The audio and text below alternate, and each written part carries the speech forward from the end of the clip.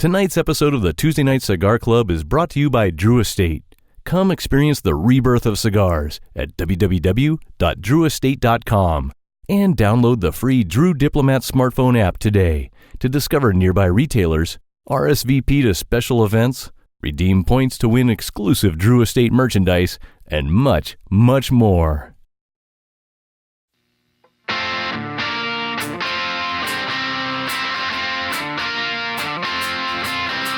This might be a big mistake, but I'm having too much fun to wait. Flag her down when she comes back by. That one's yours and this one's mine. Bring another round. Bring another round. Bring another round. Bring another round. Bring another round.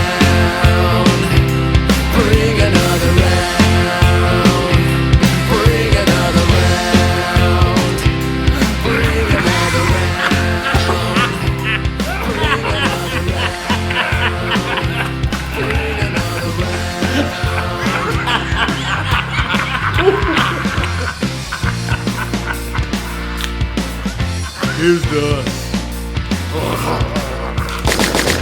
suckers. Good evening, brothers and sisters of the Leaf.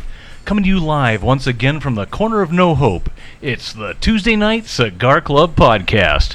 Tonight, the boys take an interstellar trip through the wacky 1984 sci-fi cult classic, The Ice Pirates, while smoking the Buckeye Land cigar from Crowned Heads, paired with pint after icy cold pint of both heavy and light Icelandic beers from Einstök Beer Company. Sounds like our crew of lovable numbnuts are in store for one hell of a good time, folks. So sit back, light 'em up, and enjoy the show. I don't know about you boys, but I think old Keith A. Howell's done better, right? That was kind of weak sauce. He's right here. Of course he is, Ted. He's always here in spirit with us. I love the guy. I thought he kind of phoned that one in a little bit. He's not here in spirit. He's literally right beside me. Oh, shit. Hey, Keith. Hey, Matt. Glad to be here, I guess. What a surprise. No, of course I knew he was there. I only had 2 ice houses before the show. Welcome, everybody, to the Tuesday Night Cigar Club, episode 99. 99. On the cusp of something. There's a It's number something. after 99? Huh? There's a number after 99? There is. It's a big one. But you know what? I have a good feeling about 99 all on its own. And one of the main reasons for that, ladies and gentlemen, longtime listeners, we have a very special guest with us tonight in the Corner of No Hope. Our first guest ever in the Corner of No Hope. He was brave enough to join us. Mr. Keith A. Howell, our longtime voice announcer, our 5th member in spirit, and I'm so happy you're here. Keith A. Howell. Keith A. Howell. I'm glad to be here. Honored and a little intimidated. A little intimidated by us? No, every time I hear your voice, I'm just like, that's him. I'm just sorry I don't get to say, O'Brien's Irish Pub in historic downtown Temple, Texas anymore. Hey, I'm getting chills from that. you got chills. There might be an opportunity for that later, Yeah. Keith. Spoiler alert. But no, the opportunity arose for Keith to sit in with us, and we jumped on it and made it happen. And I like I said, I couldn't be more happy about it. I'm also going to let our listeners in on a little secret. What is it? A deep secret we've kept buried for 99 episodes now, and I think I'm finally ready to come clean. I'm proud of you. I am. It takes a lot of courage. That's nothing to really be ashamed of. It's just something we never advertised. Well, I mean, a lot of us knew this about you, so I mean, just go ahead, come clean. Keith A. Howell is Matt A. Cade's uncle. Oh, Did you That guys is- know that? I do now? We're relatives. Oh, weather. An Amber Alert. Sorry, all our phones are blowing up here. Should probably see what the doctor's up to. It is. That was your thought first? My first thought, I was like, uh-oh, that's not the Grapevine area, is it? But no, Keith's my uncle. It's true. I changed his diapers more than once. He is my mother's youngest son. Never knew I had anything in common. My mother's youngest brother, sorry. And he was always more like an older brother. I'm closer your age than I am to your mother's age. Yeah, actually. that's always been kind of a weird thing. But so forever, Keith has done our opening voice and closing voiceovers from out in California. When we decided to do the podcast, it was just an initial. I was like, so many podcasts don't do an opening. It's just the host says welcome. It's just like boom, we're here. And Welcome, I'm like, everybody. Yeah, I'm like, why don't we go back to the Johnny Carson days? Let's get let's do this right. And Keith got on board, and he's been a part of this, so it only makes sense as we approach 100 to have him here. And so we're like blood relatives. It's not like my kids call you Uncle Cody. Like he's actually my uncle. Yeah. Sorry, Cody. It's crazy. No, I mean those uncles are good too. But You didn't make it sound that way just a second ago. if you'll notice, our voiceovers lately have been far inferior to the usual. But we're gonna get back. I think after 100, we're gonna maybe get. I think I should be good to go Keith for number 100. I believe. Keith just moved across the country, and he's setting up his studio, and we're gonna be back on track. And I personally couldn't be more excited about that. Me too. You don't laugh when I do my voiceovers. I'm just tonight. I damn near cried. That's because it's Keith. Exactly. I used to get, and I'll move on. But Keith, I'll be honest. When we used to meet at the pub, I would play when I just got your emails with the voiceover. I'd play it for these guys or everybody sitting outside. I mean, they're just good. You're very, very good at what you do. So, thank you. Thank you for the. If you're listening and you need voice work out there, contact the TNCC so we can get a little something. I'm sorry, I just took commission from your wife. No, that's you really absolutely did. fine. Yeah. No. Or you can go I'd rather have part of something than all or nothing. No, go to KeithAHowell.com. But yeah, 4 years we've been doing this, so that's a lot of voiceovers. So tonight, as we do often, or not often, whenever we have a guest, which we've done like maybe 3 times in 100 episodes, we let our guest pick tonight's film. I cannot believe I've never seen this film. Really? I didn't realize that. You can't believe I never saw it. No. Never saw it. Have you seen it? I've seen it, and once I found out that I could rent it, I've been looking for an excuse to rent it, but I never rented it. And then when you said you saw it when you were young? Yeah, when you said Ice Pirates, I was like, all right. I thought I had seen it. I just, the name was so, familiar to me. I thought it was one of those movies I watched when I was younger, and I would have remembered this one. I've never seen this movie, so I'm kind of giddy. Then I'm kind of curious about, because one of the things I went into it was, would present day Tut like this movie as much as 12-year-old Tut did? Yeah, I bet he did. No, that is 6-year-old Tut. Oh, you said this was 80? 84. 84. Oh, okay, good. Then 10-year-old Tut. 10-year-old Tut.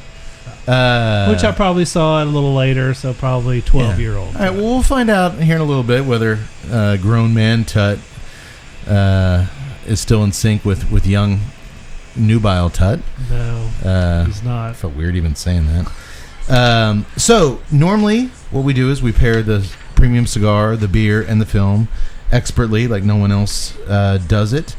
Tonight, threw a little curveball. We're kind of putting the show together within the last few days, and I have had the Buckeye Land by Crownhead Cigar sitting in the humidor since late last year, and because Keith, like myself, born, and he was much more raised in Ohio than I was. I left at an early age, but we were both Ohio boys. Seemed like a good time to break out the Buckeye Land.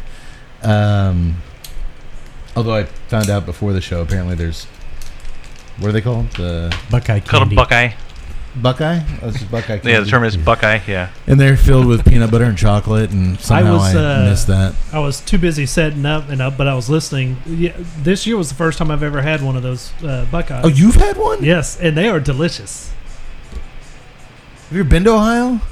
Once, yes. Once. You've had none. I've had none. That's Disgraceful. Yeah, it is disgraceful. Closer. I've actually made them myself. Oh, jeez. Yeah. It's getting worse by the minute. Okay. So we're going to do the Buckeye Land for the our Ohio-born guest. All of Keith and I's, my grandparents, his parents set up shop in Ohio along with our great-grandparents. Or my great-grandparents, your grandparents, Pappy. Yeah, Pappy. Howell. Howell, our Pappy with the same first and last name. From Mingo Junction, Ohio. Yeah. For you Ohio folks out there, Keith and I were both spawned in Alliance, Ohio. A quaint little community. Home of the Mount Union Purple Raiders. The national champion, well, I guess UMH, the local team here in Belton beat them last year, but a long... Yeah, they had a long string of it, actually. The Mount Union Purple Raiders. I still kind of giggle when I say Purple Raiders. I'm just an idiot. Let me tell you a little bit about this cigar. It is a 6x48, 6 inches long, 48 ring gauge, Corona, Mexican San Andres wrapper, a Connecticut broadleaf binder, and filler leaves from Nicaragua and where we're headed next week, boys, Pennsylvania. That's quite an eclectic blend there. Mexico, Connecticut, Nicaragua, and Pennsylvania. But you know what? I love tobacco from all those places, so that sounds promising. I'm going to save the price point till last. And I think it's been long enough. I don't even remember the price point on these. Yeah, you actually picked these up. Yeah. Which I'm going to get to that in just a minute. I'll get to it now. We acquired these good-looking cigars at Smokers Abbey in Cedar Park, Texas. But you can't go there and get them now, and I'm going to tell you why. John Huber, co-founder of Crown Heads, had this to say in a press release. We've garnered a strong following in Ohio over the years. That state also holds a special place in my heart, as my wife was born in Lancaster, Ohio. Her maiden name is Land, hence Buckeye Land. We could not be more excited to be working with Willie Herrera of Drew Estate on this project. I believe Willie and I share a similar admiration for the artistry and tradition of cigar making, and as such, the creative process of this particular project was very fluid. This cigar was blended for Crowned Heads by Willie Herrera, our old friend. We had him on the show a couple episodes ago, the master blender from Drew Estate. Now here's the deal. These suckers are only available in Ohio. It's an Ohio exclusive cigar. But we acquired them in Texas as a result of Lawless Day. One day in a calendar year when Crown Heads opens up sales of the regional releases to other shops around the country. FYI, the other one's the Yellow Rose, which is the Texas one. Tennessee Waltz. They're the other state-specific cigars. But that's how we got these cigars, like I said, late last year. And tell what you getting on that cold draw. Oh, man, it's like a straight-up hay barn in here with a little bit of Nestle Quick. I actually got maltiness, like a chocolate malt, like a Whopper in my mouth. You know what? This is a big good time because, Keith, you are not a cigar smoker. I'm not. But eager to learn a little bit about what I need to do to most enjoy this. So you know what? I'm going to actually take some steps, drop in a little bit where maybe I don't normally do. The cold draw is after you clip, which Cody should have a clip over there for you. It's like a little guillotine for your cigar. And when you clip the head of it, kind of puff on the cigar before you light it and see if you get any kind of aromatic flavors. A lot of times you don't get anything. Sometimes you get little hints. I got malt ball, you got Nestle Quick and some hay. You went crazy when he said hay. I'm getting a lot of hay, getting a little bit of kind of like a leather. Just okay. That's just straight off the cold draw. That's straight cold draw. Okay. So once we set these sticks on fire, I'll come back and see what your first impressions are. You guys got a lighter over there? And while we are lighting up, Cody, as always, Sure. All right. please tell us what we are drinking tonight. We Light a are little drinking Icelandic beer. Just on the end here? Yep. Kinda toast the front of Icelandic that beer. That's good. Icelandic Go like this. beer. Ice Pirates. Icelandic beers. Correct. So the cigar, I threw a How much, curveball, but we're on track with the beer. Yes, absolutely. Kind of get an even little This toast over there. is You're from good. the, You're good. which I'm not. I'm going to probably just butcher these names, with the And throughout the night, you'll probably just want Einstök to Brewery. lighten it up, even it up, especially if it starts All getting right. a little uneven. That'll be fine. Tut's giving a little bit of a tutorial over there. Thank you, Tut, for you're stepping in. welcome. You're welcome. If you guys missed it, we are drinking beer from Iceland tonight. Icelandic beers. Jawohl. Is that the right one? That is wrong. No, That's wrong? That's Okay. all right. I don't know anything. Okay, The- what are we drinking? I think I'm The a little more Einstök here. Brewery. Okay. You're getting a lot more smoke than I was there. It's located just 60 miles south of the Arctic Circle in the There you go. fishing port, and this is the Akureyri. Akureyri. I'm sure I'm pronouncing it wrong. Akureyri, Okay. Iceland. All right. Water flows from the rain and the prehistoric glaciers down the Hildarfjall. Darfijal. Okay. Hildarfjall Mountain and through the ancient lava fields, delivering the purest water on Earth and the perfect foundation for brewing deliciously refreshing Either or, whichever's craft fine. ales. So this puts that Rocky Mountain core shit to. Oh yeah, Shame, like- that's just piss. That's just pure American piss. They have stuff running down from like real mountains. Ice In from the Arctic volcanic ancient volcano flows, glaciers. I'm fairly certain there's probably like a dinosaur just running around there for no reason. Oh man, this sounds impressive. And they don't even have to store the beer in warehouse; they just throw it out in the snow. Probably. Okay. Go on. I'm sorry. The brewery itself was started in 2009. Oddly enough, Iceland had its own prohibition. They, much like America, the selling of beer and whatnot was prohibited in 1908 and didn't resume until the 1980s. Really? Yeah. Oh wow. So they So when the Vikings came back from pillaging and raping and conquering, they drank apple juice. In 1908. that was a little bit earlier. Yeah. Oh, okay. I think if anyone told the Vikings that they couldn't have a beer, they would have killed them, Sure. Okay. which is what we should have done anyways. But Yeah. So what's the first one we're drinking tonight? this is they use the recipe for a Scottish wee heavy. What is a Scottish wee heavy? A wee heavy is it is the style itself does come from Scotland. It is a type of ale, strong ale. The wee part really is not much like, people think it's, as from, Scottish terms of saying wee or something like that. But in fact, it's usually comes from just because it is a stronger beer that they would serve it in a smaller per serving. What's the ABV on this? It doesn't taste strong. It's 8%. Oh, Yeah.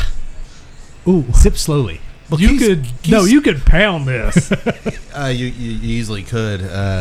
Keith's a big, dark, strong, heavy beer guy. Well, I was just saying, telling Cody, I think the best thing you can do to most beers is add the word imperial to the front of it, which I like the high alcohol beers. Yeah. If it gets past 12, 13, sipping a little more. I like it. It's chocolatey. You guys getting chocolate? I'm not really getting a lot of chocolate out No? of it. No, I Boy, don't get chocolate there either. Oh man, I did. I think that might actually be No. cigar This flavoring is the beer. pre-cigar. Oh, okay. Because I am getting dark chocolate on the cigar. It is a nice kind of a Scottish strong profile, but to me, it's a lot tamer than a Scottish. It doesn't have. Well, like I said, this is sort of their take on it. This is does use Icelandic grown birch smoked barley in collaboration with Imverk Distillery in, I can't even pronounce it, Gardabear.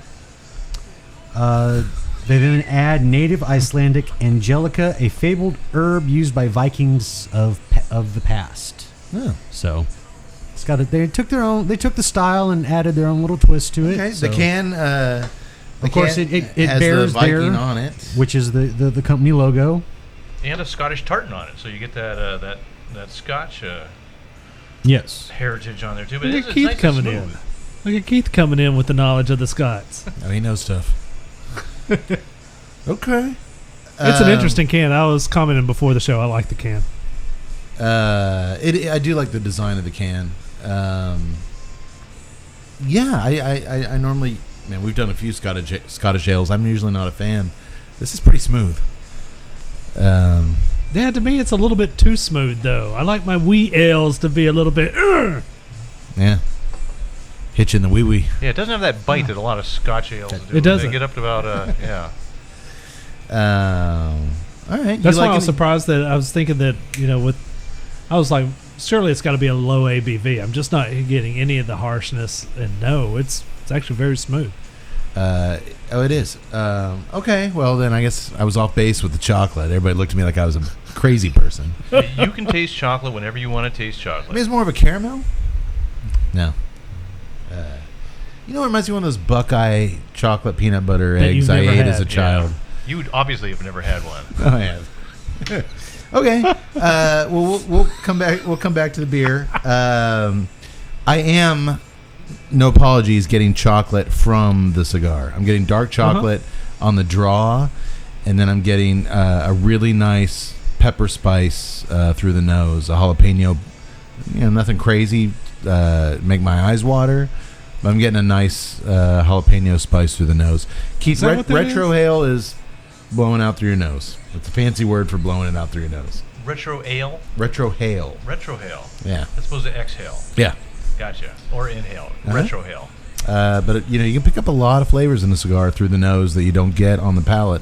You can tell it's a Willie blend because that thing is just smoking. Yeah, it's smoking like crazy. Yeah. You liking it? Yes, yeah, I am. It's a little bit softer than I actually remember. I wasn't going to peg it at jalapeno. Wait, you've had this before? Yeah. I wasn't going to peg that as jalapeno on the retro ale, but when you mentioned it, I was like, okay, yeah. I was going to say some sort of little spice there that's kind of nice. It's a nice little mellow cigar. There's full of flavors all over the place. It is. It got some leather and that dark chocolate. What are you getting there, boy? I'm definitely picking up the chocolate, the leather, of course. Got that from the cold draw. That's still there. Okay. Well, Keith, as you're not a cigar smoker, if you God knows, we didn't become professional cigar experts overnight.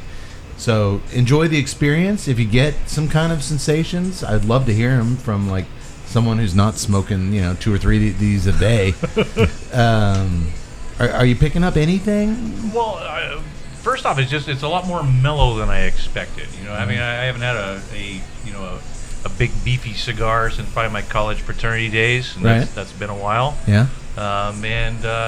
It's much more. I expected a little more, just like harshness or just overwhelming flavor, and it's nice. A lot of people are scared of the darker cigars. They think they're just going to be these just insane powerhouses. That's just not the case, especially with a blend like this, where you incorporate some American tobaccos with the Nicaraguan. I mean, depending on the ratios, this cigar could have kind of gone anywhere.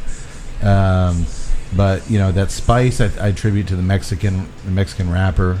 They usually have that real nice spice, but they also give you that cocoa flavor too in the Mexican wrapper. So I'm wondering if we're going to get some of that kind of meaty, creamy stuff from the Connecticut binder at some point. And I don't know, it would be fun. I was real curious about this because coming into this cigar, Crown Heads isn't necessarily in my profile. I mean, Yeah, it wasn't everything We don't smoke a that lot of absolutely them. go We to. actually featured our first Crown Heads earlier this year, the La Carême.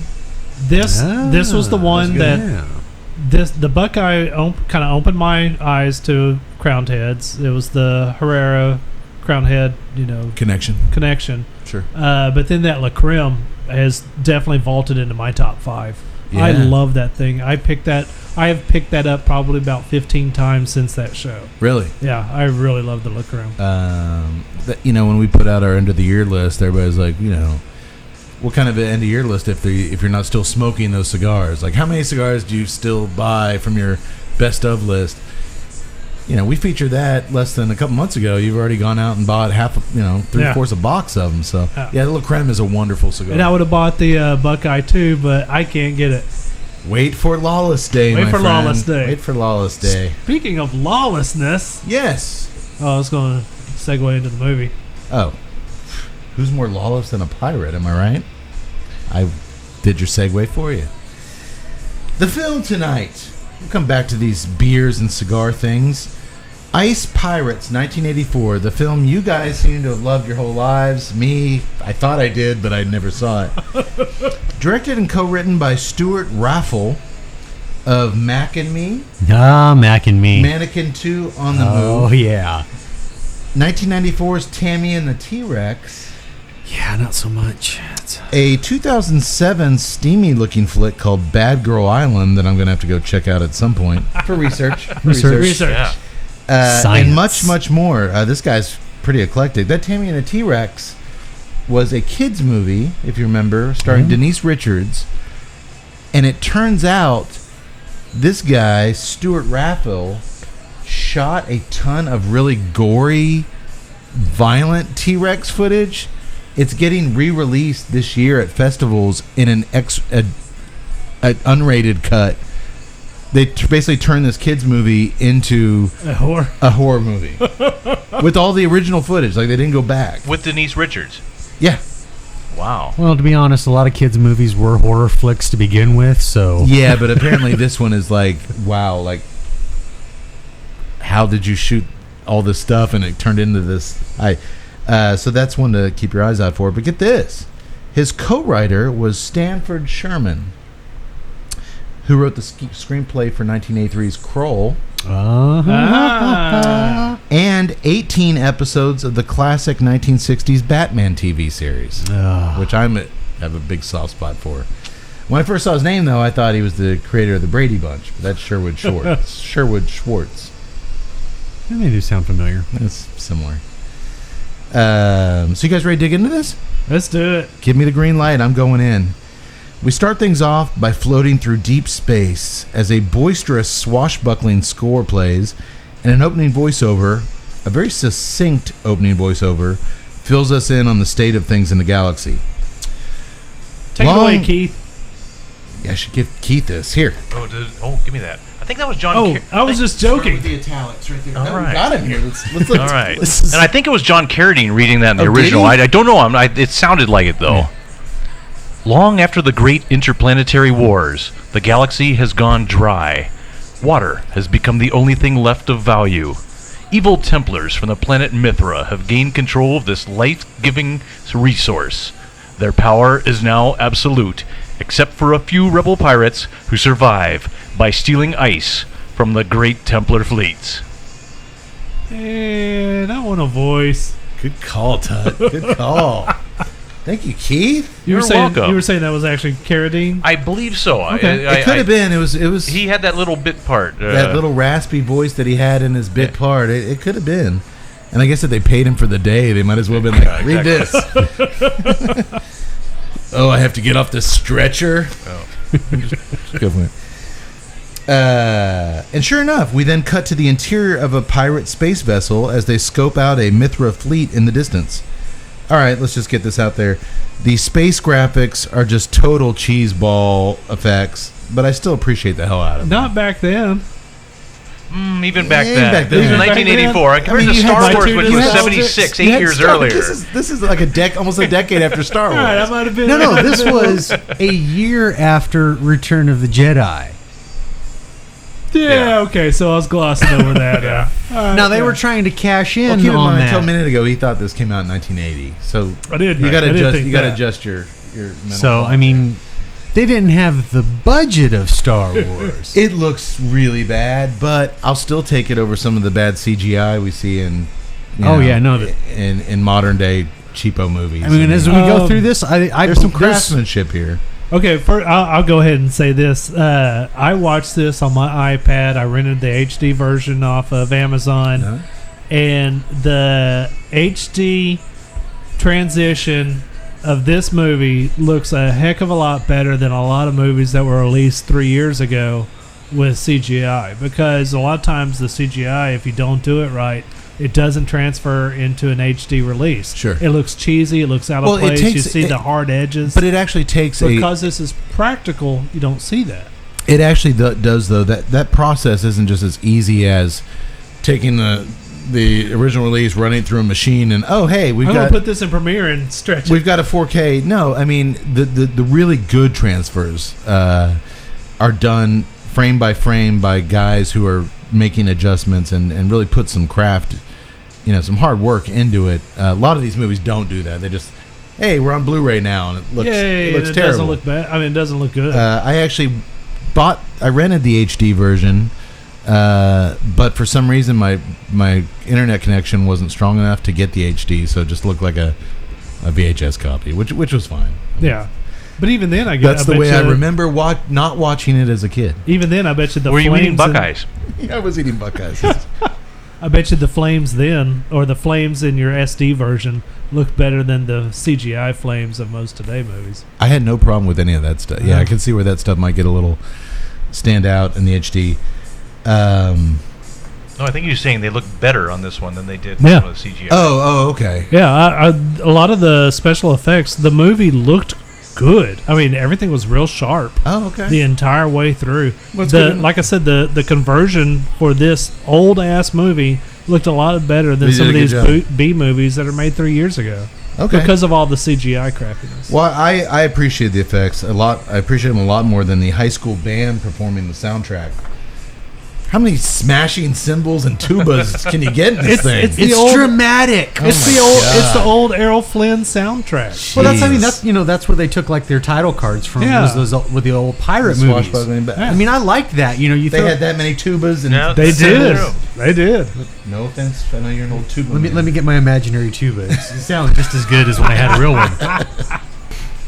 Well, the Ice Pirates consist of Jason, played by Robert Urich of Vegas and Spencer for Hire fame. Spencer Oh, for yeah. Hire. Spencer for Hire. That was classic. Yes, it was. Maida, played by Angelica Houston. I Oh, did. yeah.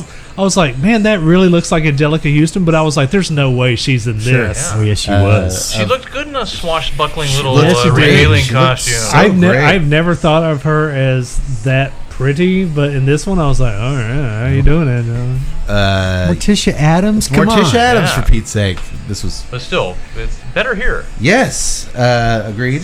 Okay. Roscoe, played by Michael D. Roberts. This guy, African American actor, he's been in almost 100 things. I immediately recognized him. He played the role of Ipswich, the accountant who fired Elaine on Seinfeld. Yeah. From Jay Peterman when she bought those rat hair hats. Forgot about that. He was the accountant. I guy. totally forgot about that. Can I fire you? She's like, no. So there's a lot of Seinfeld people in this movie. Yes.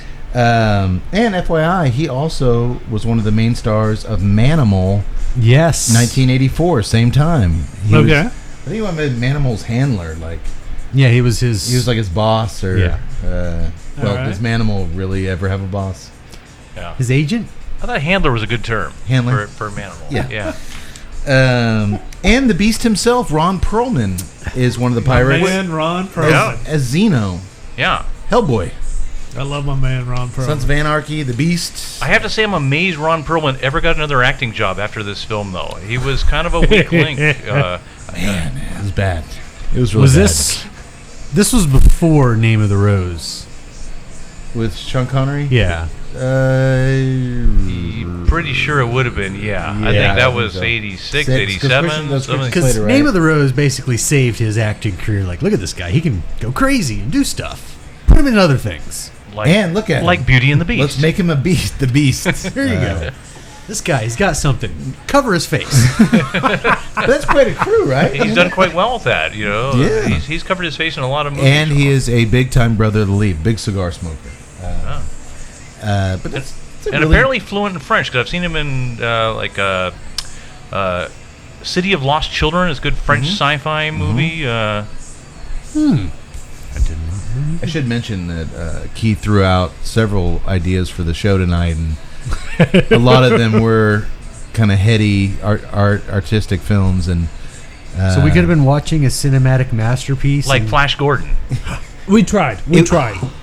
couldn't rent it. Oh. Couldn't rent it I'm anywhere. not paying $12 for Flash Gordon.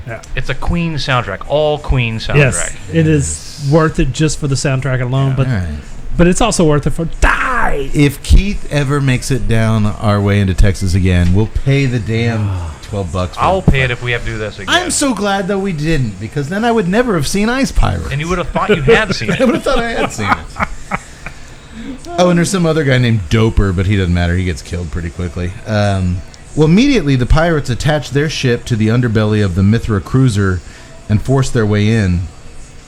Right in, actually, to a Mithra bathroom where weird-looking aliens sitting on the crapper farting up a storm in surprise when these pirates storm in. All right, as someone who never saw this film before, at this point I'm hoping that the moment here with the cheesy-looking guy in the rubber mask farting is setting the tone for like, oh, is this what I'm getting with this movie? God, I hope so. It pretty much is. Could I be yes. so lucky? Yeah, I I am. wanted to see what magazine he was reading. You couldn't quite see the title of the magazine. See what magazine he had on the toilet with him. Herpes even in HD. infestation. Yeah. Could you see an HD? No, you couldn't see an HD. Okay. Well, as they snoop through the corridors with their clumsy but pretty impressive-looking robots, Yax, you love stuff like that. The robots look pretty good. They did a good job. I mean, they were Guys in in suits. suits, but they were believable as just, sort of not your, kind of a ripoff on like C-3PO type thing, but they're like way less. They kind of have like these just horrible like. They cobbled them together from pieces that they got because they're pirates, so they don't have like Yeah, but they just the kept putting funds. stuff on them. Like Like- hey, we put 4 layers of crap on them, put 6. They're so bulky, but they looked intricate. They looked like Right, they put a lot they of look work into these functional guys. for the pirate, for this universe. But you're sitting here going, yeah, this is really really bad. But I believe it. Yeah, there you go. That's a guy in a suit. Well, suddenly, an old-timey maid, like in the black dress with the white thing, emerges from out of nowhere, and they have no choice but to muffle her screams and drag her kicking and screaming into a side room. As Roscoe puts on a high-pitched female voice to assure the sentries at the door that everything's fine. Keith, did I use that term right? Sentries? Well, no. They would be the centurion would be the person that's in charge of a large group of them. Okay. But they wouldn't be individually sentries. They'd be soldiers. Okay. He got it. You got He it. got it. I was testing. I just want to see what's up. Technically, a century's 100 years. A centurion would be in charge of 100 men in the Roman army. This is the Republic period. Writing this Okay. down for Okay. my Right there, history class. knowledge. Write that down. Well, it is a funny scene because they're like, "Is everything okay in there?" Everything's fine. Just doing old lady stuff. I saw a mouse and I got scared because I'm so old. And that reaffirmed, like with the farting scene, like, okay, this is just a balls nut comedy. Okay, all right. But the high voice was a little hallmark of what was to come with high voices later on. Yes, it was. There was foreshadowing. There's some artistry here. Yes, it was. The hunky leader Jason. Thank you. That's kind of the way I look at myself in this group. The hunky leader Jason makes his way back to the back of the room, where he finds the gorgeous Princess Karina of Argon sleeping in a hibernation chamber of sort. Tut, did I use the term hunky correctly here to describe Robert Urich? Oh, Robert Urich. I mean, yeah, I guess. He's a pretty good-looking younger guy. He's striking. I mean, if Striking you're- looking, especially considering later on he got a little. I'd only seen him little as a heavier middle-aged and kind of stuff, but guy yeah. at Spencer for Hire, but man, he's pretty good If looking. you're into lean, muscular kind of Ponytails. athletic guys. I mean, Yeah, ponytail, a little chest hair though. You know, he wasn't fully groomed like was the sometimes you get in the 80s. mid '80s. He's you a pirate too. Pirates Yeah. gotta have chest hair. know? Well, Jason stares at her in the hibernation chair in awe. She's so gorgeous. And as the little romantic music plays, he leans over and lifts up her shirt. And right as he's about to successfully look down her blouse, Roscoe barges in and tells him they got to move. We got a job to do. You promised, Jason, not again. Whatever happened to raping and pillaging? Our hero. Sidebar, as I request another beer. The 80s. I'm kind of curious about the actress. I'm surprised she didn't suffocate from all the dry ice that was in that tube. Because when they opened it up, it was just nothing but ice coming up and up and up. Well, I'm sure they told her, it was like, all right, We heavy or pale? I'll go with the pale ale. I'm sure they told her, like, hold your breath for at least 10 seconds. I'll be fine. You'll be dead. I kept You'll looking be dead. I kept looking for Roger Corman's name on this thing, and yeah, surprisingly, it had nothing to do. This thing screamed of Roger Corman. Oh, no, I it's can see screaming that. Roger Corman, but it would have been serious. They would have been taking their role seriously. Yeah, he didn't really do screwball comedy. Not on purpose. Not on purpose, anyway. Yeah. Absolutely. So they leave the princess and her nanny behind as they quickly locate a giant holding tank full of blocks of solid ice. Yet their breath doesn't show when they talk. How's that work? Space reasons. They're ice pirates. It's Space. They're used to the ice. That makes sense.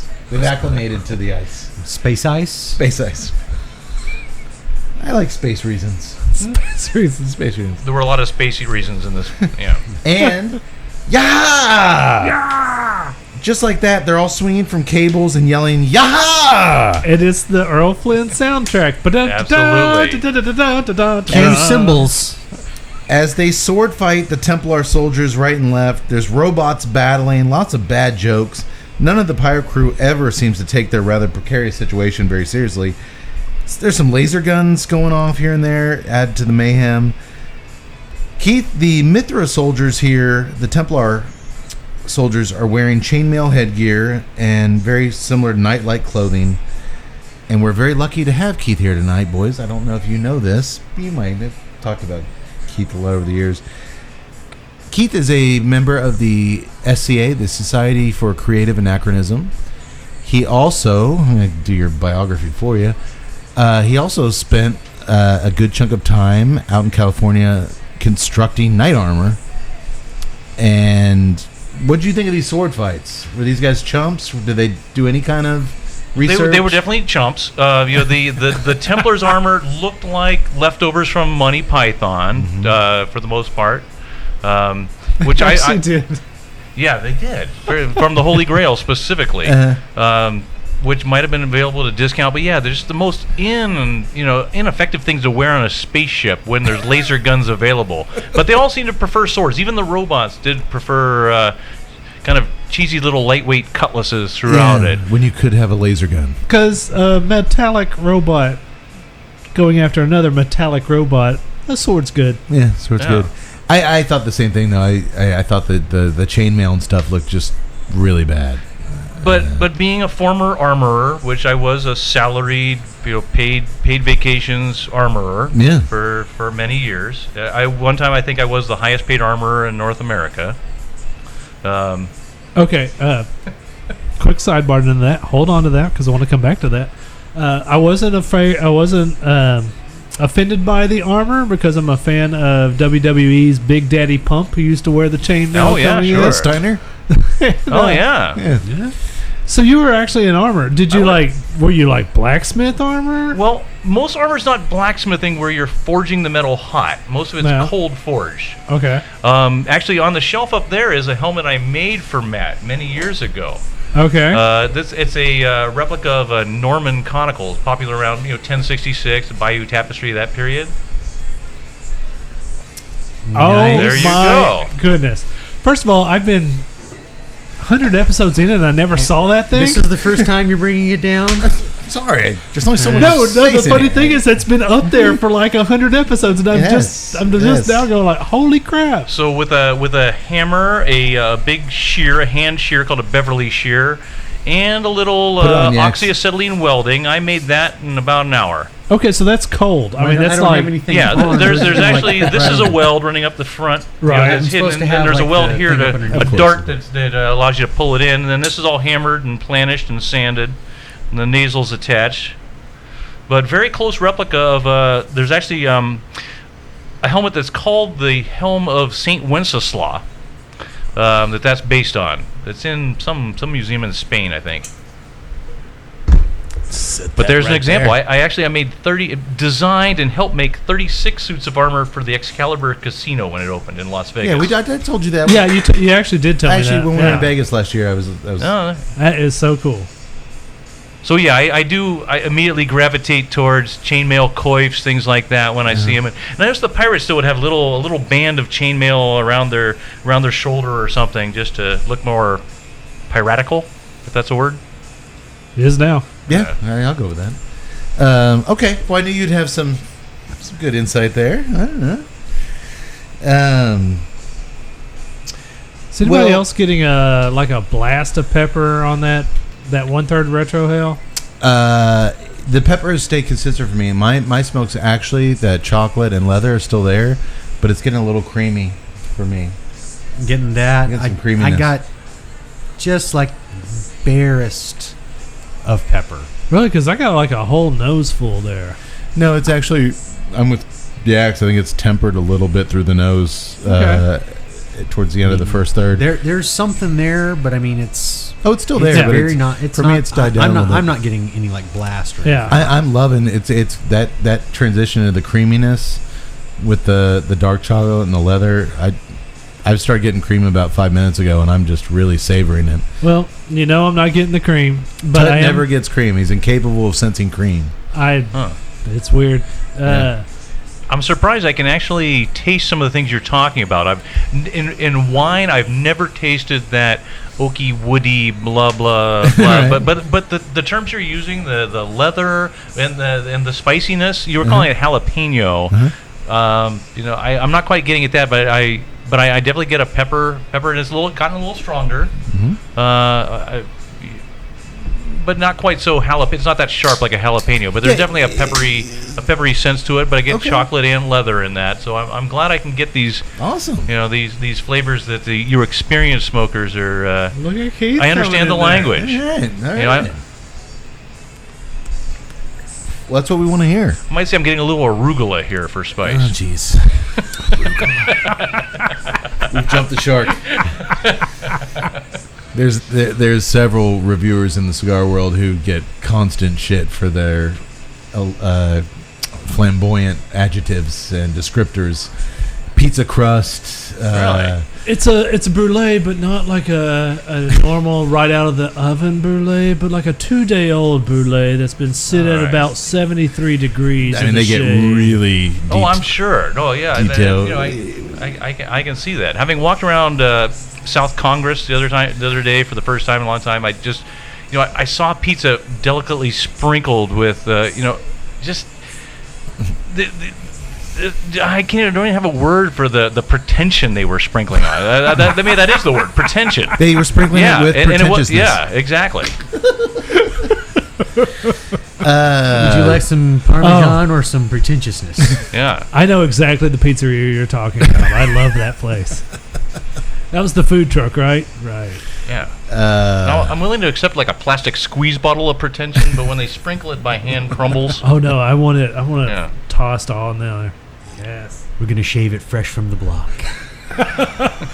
It's just a giant You'll get block none of that here. None of that here. A little bit of that. So here. I'm a little offended that a little bit. arugula brought that out of you. 'Cause No, it was just funny because some of these guys do get crazy with their stuff. But you know what? We've gotten some weird stuff. I think the weirdest thing we've ever gotten out of cigar is pencil shavings, maybe, or butter, or butter. Which that was a great cigar. The butter cigar was. Butter Oh, cigar you didn't was get the good. butter. I'm sorry. Screw you guys. Going back to Uh, this cigar. Well, the ice pirates barely escape, but not before Jason goes back Harvey Weinstein style to grab the sleeping princess and take her with him over his shoulder. They blast off in their ship, and the Templar commander Fitzcairn is alerted to their attack on the cruiser. Do you recognize him? I did. Chuck, the bicycle owner from Pee-wee's Big Adventure, the bicycle shop owner. Oh, I missed that. Yeah, it's Chuck. You weren't a big Pee-wee guy? Yeah, I was. I just wasn't a big I Chuck, knew the bicycle shop I knew owner. immediately that was Chuck. The pirates then play a dangerous game of chicken with the commander, but he eventually swerves out of the way with seconds to spare, allowing them to escape and have spring water for supper. They got all the water they could need. It's pretty action-packed opening 15 minutes, right? Sometimes coming It is. after a break, you might want to relight it just a little bit. All right. I was puffing during the break, though. So. Oh, okay. There. Thank you. But yeah, for the first 15 minutes, this film is pretty damn non-stop action. It is. Dun, dun, dun, dun, dun, dun, dun, dun, dun, dun, dun, dun, Yaha! dun, dun, dun, dun. But wait, Tut. It ain't over so easily, after all. The commander's ships find them, and left with little recourse, the pirates break off their spacecraft into 3 separate pods and agree to meet on the planet Zagora later on. It's pretty smart. The Templar battleships can only follow Jason and Roscoe's pod, but that's okay because Roscoe sits down an old-school video game console and begins wiping them out Space Invader style. Literally, it was Space Invaders. It was Space Invaders. He's moving the ship back and forth and shooting up. And Jason's leaning over the thing like at an arcade. Go on, like, get it. You got it, man. You got it. Get that one right there. But Get it. did Get you it. notice the Boris Frazetta painting on the side of the Yes, I arcade did. machine? That was beautiful. A Conan chick from the Yes. Conan book. It's just a big buxom chick on the side. That was awesome. Boris Vallejo, excuse me, not Boris Frazetta. Yes. Unfortunately, Roscoe misses his final target on the video screen, and their pod takes a major laser cannon blast, and just like that, their pod is boarded by the Templars, who take them all prisoner. Man, in this movie, getting on and off people's spaceships is so easy. Yeah. All you gotta do is just land on them, And there's a Hey, cookie weird. a cookie cutter broken piece comes off of the spaceship. That's what I like. It's that it Easy was peasy. perfectly cut splash design in the wall. In their crowded detention cell aboard the Templar cruiser, Jason and Roscoe make friends with a large thief named Killjoy, played by John Matuzak. Do you recognize him? Yeah, I thought I did. How can I you- couldn't place him. Oh, he has a classic role. He's been in a lot of movies, He's but been in classic I several know role. he's been in a lot of things. He was Sloth in the Goonies. How could you recognize him? How could you? Come on, He's man. got a lot of makeup on in that one. That's for hard. sure. Come on. That That's was a no little. fair. That was a little unfair. That was Sloth. But though? also, Yeah, that was but Sloth. That's cool. also 6 years as a defensive end for the Oakland Raiders. Correct. And he also played for the Houston Texans when they were a expansion league team. And Houston's Oilers. the Houston Oilers. When he first started, he was with the Oilers. But then the Houston Texans, started in the supplemental league or whatever it was called. WFL? XFL, one of those. One of those. And it was actually a legal battle. Yeah. Yeah. And But then, he was- he Chiefs. Yeah, he had a big football No, career. he was done good. some movies. He I competed. knew he was a he- big guy, He but competed in the World's Strongest Man 6'8". competition. Yeah. huh? Uh, I didn't know that. well, that was a cheap shot. You'd never know he was Sloth. Sadly, though, I mean, he passed away in '89. Yeah, 38 from a heart attack.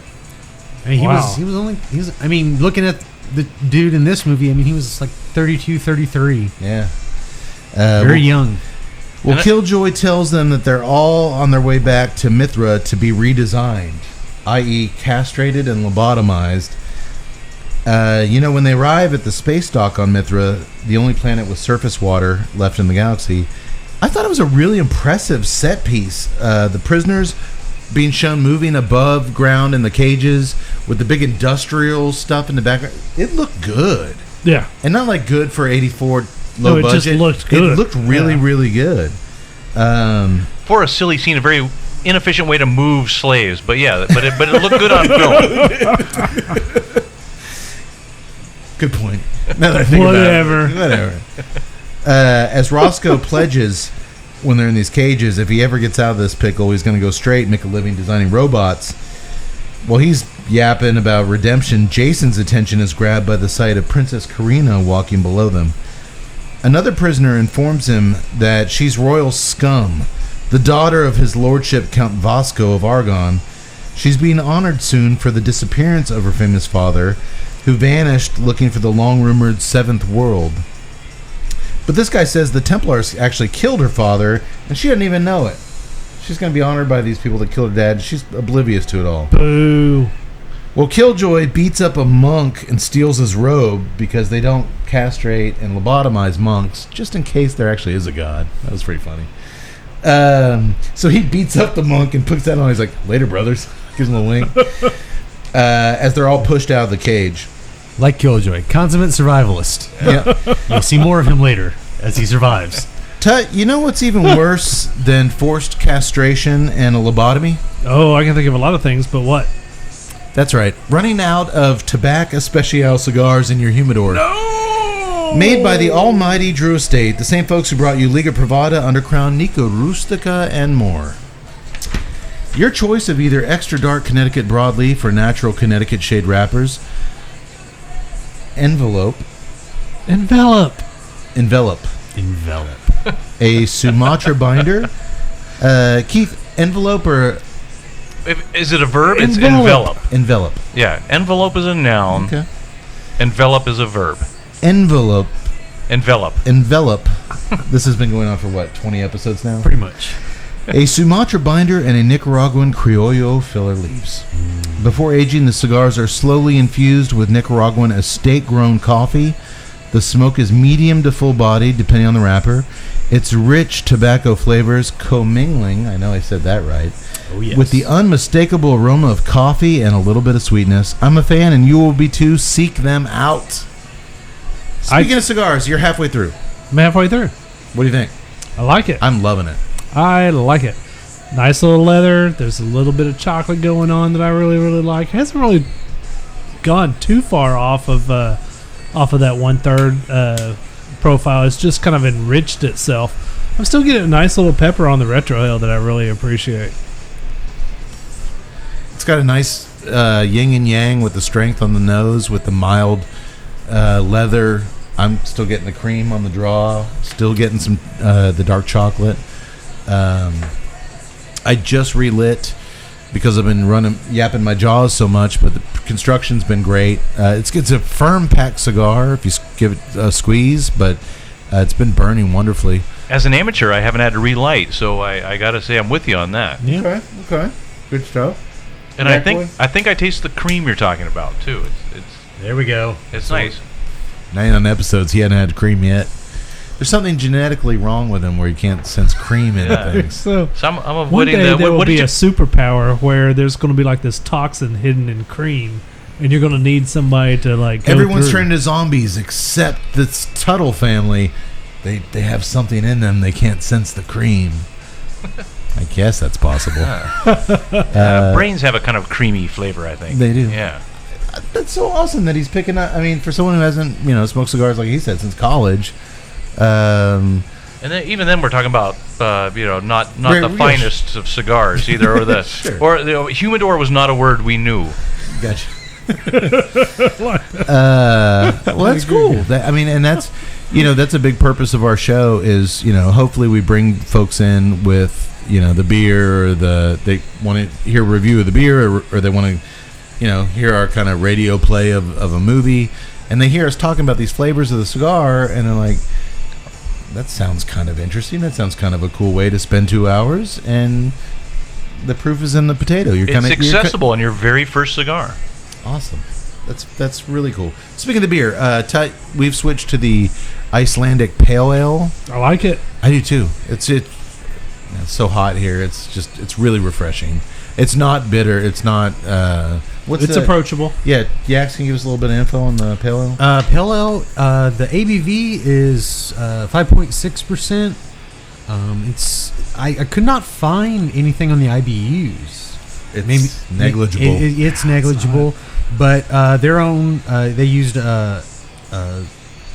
it's sort of American and Bavarian styles. Obviously, they used the Icelandic water to create, as they call it, their Viking version of the Pale Ale. Robust hoppiness meets smooth malty undertones. Cascade hops give it the American character, while northern brewer hops add just enough bitterness to make the ale refreshingly Icelandic. Basically, they could turn on their sink though, and that's Viking water. It is. I mean, The whole island is glaciers, so it's pretty good source for we for only water. use Icelandic water. Yeah. Of course, you're in Iceland. What else If, are you if gonna have? Iceland had been in this movie, they would have taken over the universe. Now, Keith, you mentioned on break you got an issue with these cans. I did. I like the tartan on there is a wonderful just a a wordless nod to the Scotch origins, but the Viking emblem itself lovely, but they show horns on the Viking helmet, which no real Viking ever wore horns on their helmet. So okay, Keith, I'm not an armorer, but I've seen lots of stuff with Viking helmets and horns. absolutely, and I've been to Minnesota. Doesn't the Minnesota Yeah, Vikings? the helmet Minnesota have- Vikings. They got All right. horns on them. no historic Viking, let's say pre 1900, no pre 1800, because the Elizabethan, not the Elizabethan, but the Victorians in the 19th century started putting horns on helmets. It looks good. It looks barbarian. Yeah. But it would be think about it. It's going to catch a sword or an axe coming down in your head and make sure you take the full force of the blow without it glancing off. It's not going to help you on the battlefield. It's not practical. Other than yeah. looking good. Yeah. I'm just saying that I've seen the historic drawings of Hagar the Horrible, and he had horns. That's true. And Hagar is one of my earliest Viking swords. That's a good one. I appreciate that. Don't get me started on Hagar. You know how I feel about Hagar the World. No, it is. How do it you is- feel about Hagar the It is Horrible? true. The tactical weakness of horns on your helmet, probably not a good thing. Yeah. No, we used to sell historic Viking helmets at a Renaissance fair. If you added $3 cow horns, you could charge an extra $150. Damn it! I feel so bad for buying those. You're on the Travis Tritt tour. You're playing keyboards. You want to stand out. Well, you can't really wear the Viking horns on the Travis Tritt tour. I mean, because they get caught up in the fringe from the sleeves. Oh, You just- he's whipping those yeah. jackets Yeah, around. good You- point, yeah. Yeah, it's gonna. Yeah. You don't think about those things. You just had some good Well, insight. I mean, we tried it, and that's why I know. That's why you got fired from the Travis Tritt tour. The hell hired that guy with the fucking Viking hat. All right, That well, guy's Trouble. Get out of here. I do like the beer. I mean, it's there's no hop presence whatsoever. I can see where they're. It's a little bit dry, which is nice. It's kind of a drier beer. I can see what they were trying to do. It's I mean, probably they're the trying to Icelandic model water. after the pale ale, but it doesn't have that bitterness. But there's still some floral. There's a nice little floral aroma to it that's nice. You're right. It is dry. It's a dry kind of beer, and I like it. It is dry in the palate. It's if you're looking for an IPA, you're looking for that bitterness. Just this isn't your beer, but it's an interesting beer. Yeah, Keith and I were discussing beers the other day, and that's when I kind of started to question our bloodline, because he is not a fan of the Powerhouse 120 IBU. I'm not either. It's a one-trick pony. No, hop is such an easy thing to throw extra in Exactly. now, and it doesn't matter what they grow their own hops. They get their Icelandic hops, if there is such a thing. It's. I've been drinking the wee heavies though. Could I try a swig of yours to see? Yeah. I'd like to try a non-hoppy. Like I said, it's dry on the palate. It's got kind of a floral aroma, but there's no kicky in the nuts blast of. And there is a little maltiness to it as well. No, on the that's back end. nice. Yeah, it is That's a nice. nice blend. I can taste hops. I can taste malt, and which that's the problem with my problem with too much hops is I can't taste the malt. Yeah. Whereas Cody and I like it where you can't taste your dinner the next day because your taste buds are just fried from so many hops. If you're hoppy and you know it. Yes. Love it. Me too. What was the Yingling hops that you guys were trying to ferret away at one of the barn No, we smokers? weren't. They were throwing it out like candy. At one of Take our barn some. smokers, we interviewed the master blender of Yingling, and he had brought these sacks of hops for everyone to kind of smell and get in their hands in. But the barn smoker got rained out for the most part, so he had all these bags. He's like, just take them. And I'm like, oh, Well, you know, just and take. he's You got an airplane flight. I This keep is them in fresh hops. Well, and he Right. did kind of say, just stick your hands in there and just shove your face in it. And it was just, I keep a bowl of these on my desk, and every morning I was like, oh, that'd be the best job in the world. But anyway, he just made us take all these hops. So I get home from Connecticut, and I'm going through my cargo shorts, and I'm like, what the? Oh, jeez, I got like it's full of hops. 2 pounds of hops in each pocket. Well, man, get back to the movie. I gotta say it again. The matte paintings of Planet Mithra really look cool. Like Yes. the big wide shots, like that's artistry. That's guys painting, and the stuff you don't see anymore. By hand. I just thought it looked screw modern CGI. This stuff looked really, really good. It did look good, and that's like Star Wars. Star Wars, the original, had wonderful. Episode 4, I really reluctantly call it that, but great hand painting that you don't even know is hand painted. Yeah. Yeah. It just, and this one did it well for a very small budget. I thought they really did too. Our heroes, the almost rapist Was and the thief. binary sun hand painted? Sorry. I don't know. On Tatooine? I 'Cause don't that's know. such a beautiful shot. I've always wondered how they got that. How else would they get it? I don't It's know. not CGI. They end up computers. Maybe they took two Maybe they found actually, a real. I think they actually two took. strips and blended it. I think that's what they did. They took just 2 different times and then put them Blended together. it. Okay. All right. Well, Sorry, sidebar. it's okay. Our heroes, the almost rapist and thief, are shuffled off to a conveyor belt where they get shaved downstairs. Not downstairs in the place, but their nether regions by a gay guy, a very They're getting flamboyant gay guy. prepared. Yeah. Well, I love how before the guys come out with the weed cutters to cut their Yeah, clothes. they had the hedge trimmers there to remove their clothes. Yeah, I that's was wondering what was going on there. while they slice off- discussed their salary. Yeah. 2 hours off my paycheck they didn't recognize. They cut off their clothes with weed. That's With what you weed want to love. whackers. You're about to have your junk removed, and some disgruntled union workers are not happy. Then this gay guy shaves your dick and balls, and then these factory babes drug them. They have these big syringes, and they drug them before a giant metal set of sharp teeth awaits them at the end of the conveyor belt to chomp off their peckers. One of the highlights of the film, I thought, was the giant jaws of Scene- castration. This scene has stuck with me since I was like 12 years old. It has been like I couldn't even remember what the name of the movie was, but I remembered this scene in my head. And when I went to try to find out what the movie was, I was like, giant pincers, balls, and it was like this scene came up. I think this was the scene too where I realized I hadn't seen this movie, because a lot of the stuff, I've watched so many movies, I would have remembered right. the big teeth biting off dicks and balls. I think any man who sees a movie where something attacks his genitals, no, we're not going to watch that ever again, Yeah. ever. But surprisingly, when Jason and Roscoe clench their eyes shut and brace for the automated castration, the teeth don't bite down. Why, you ask, Yak Boy? I did ask why. Because Princess Karina is waiting on the other side of the machine, and she's disabled it. Way to go, Karina. The men are then dressed in numbered white unitards, given white wigs and white mustaches, and taken to a fitting room where a man named Jaime, Mr. Pitt from Seinfeld, Elaine's boss, shows them off to Karina and her nanny. That's They're Mr. selling- Pitt. Mr. Pitt! Yeah, it was Jaime. Okay. But they're selling I didn't him. recognize him without his mustache. Once they're lobotomized, the Hitler mustache. Once they're Basically, lobotomized, they're eunuchs with.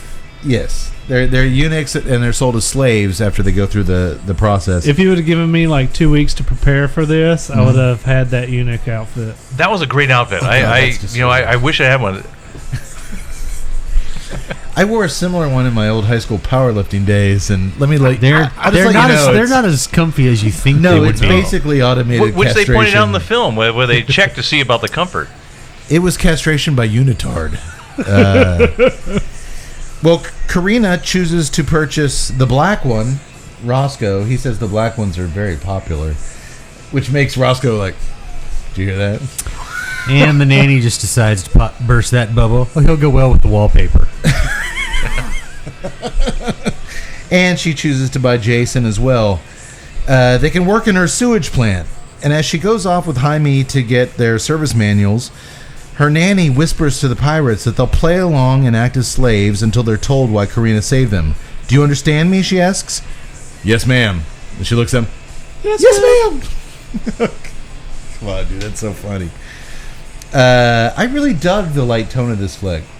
Oh, yeah, no. I can't think of another one kind of like it. A lot of them kind of occasionally went goofy, but this one kept it up the They whole time. embraced the camp. Yeah. Embraced it. Yeah. Even Absolutely. like, what's the one with George Papard with the whiskey belt buckle? Battle Beyond the Stars.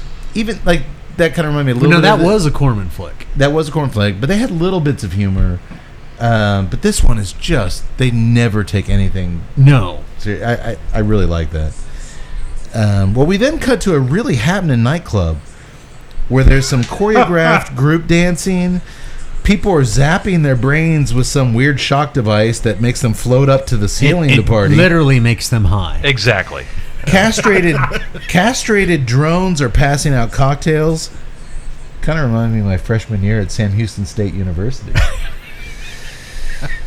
When one chick floats up to the ceiling, Jason takes that opportunity to look up her skirt. But Princess Karina walks by and reminds him, "Hey, you don't care about that. You're castrated. You can't be looking at that stuff anymore. Play the part." Roscoe, who's been serving drinks, then enters a service elevator filled with robots. And he's startled when one of them raises his faceplate on his night helmet. Keith, is that right? Faceplate? Good enough. Visor would be a better term. Visor. Okay. Opens up his visor. That's good. He's here. Lifts up his visor, and it's their cage buddy, fellow prisoner Killjoy, who starts pounding the drinks off Roscoe's tray. Hey, can you bring some cake? Could you get me some cake or some a sandwich? And Killjoy is surviving. Yeah. I like Killjoy a lot. I think he says that one. Like, what are you doing? Like, surviving. I'm making it to tomorrow, brother. Also, I love the fact that nobody questioned how, like, oh, robot, giant robot. Giant knight. Yeah. Like, No, robot. He's like an actual suit of armor. Yeah, he was not it was not a robot costume, but somehow he fit in with the robots. They didn't even question Even it. the robots were cool with it. They're a little intimidated by him, I think. Yeah, I think they were kind of scared. Well, when I went into the monks' quarters, there was this, armor outfit there. I just I wonder how the monks perfectly. Yeah, how did the monks respond to him? I wonder if they gave the monks sandwiches. Well, their mini reunion is cut short when Jason appears and tells Roscoe the princess is ready to see them.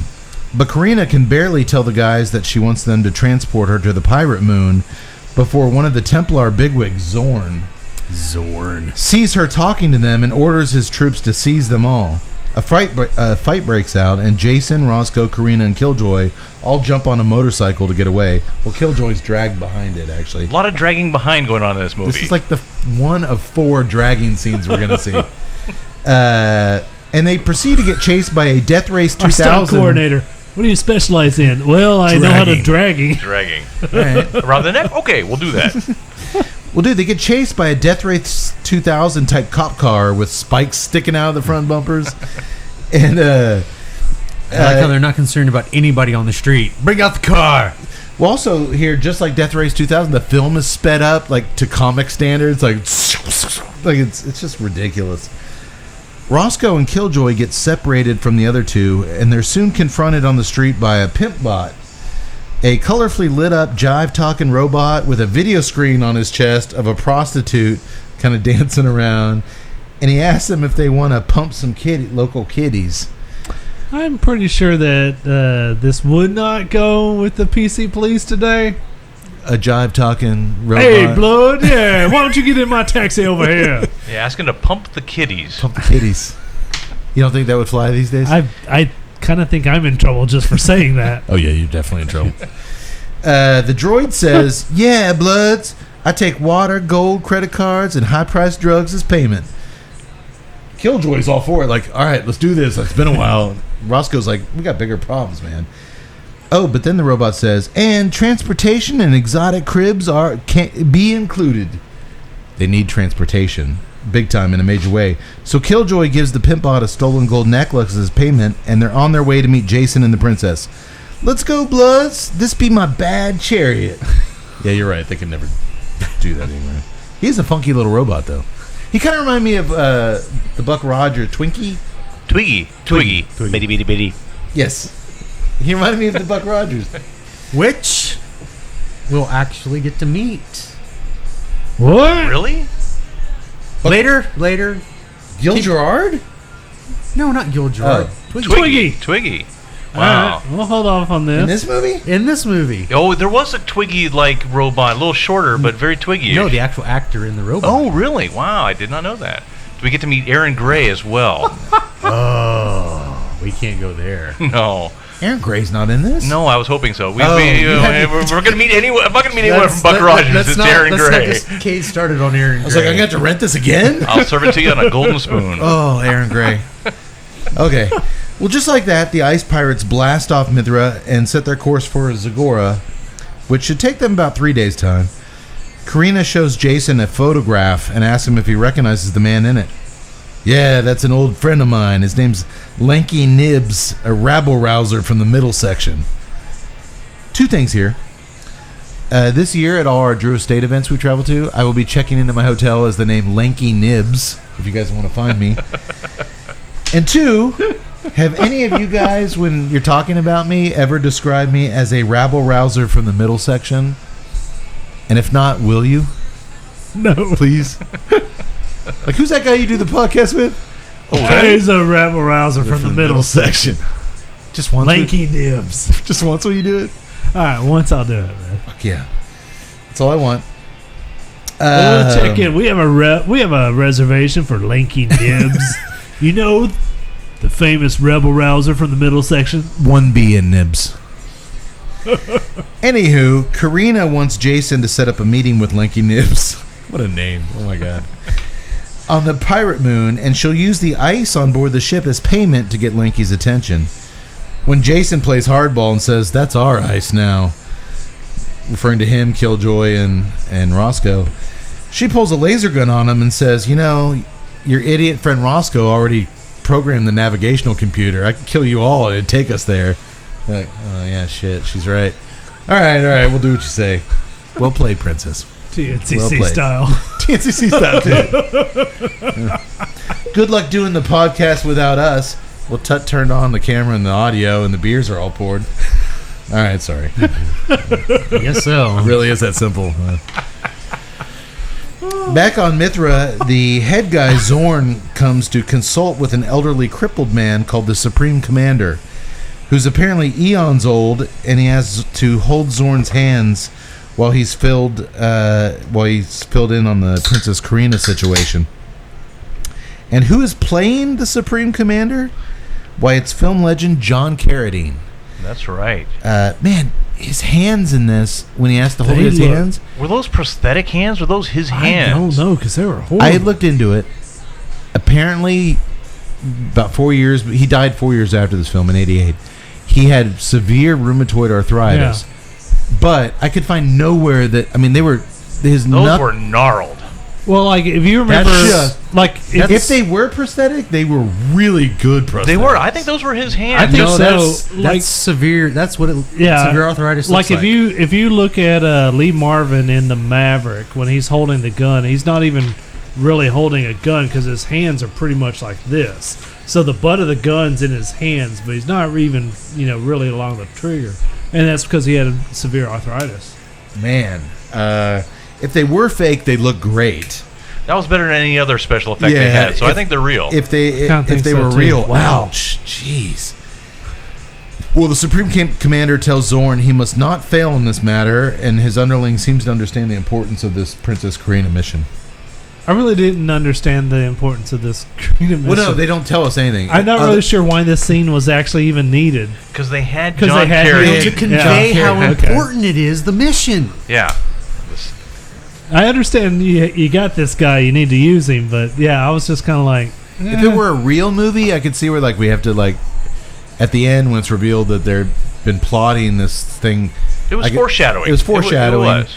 But in this movie, you technically didn't need it. But you got I think there was probably more that they cut out that would have explained a lot more that maybe would have made sense. I don't think so. I don't think John Carradine was getting off that stretcher.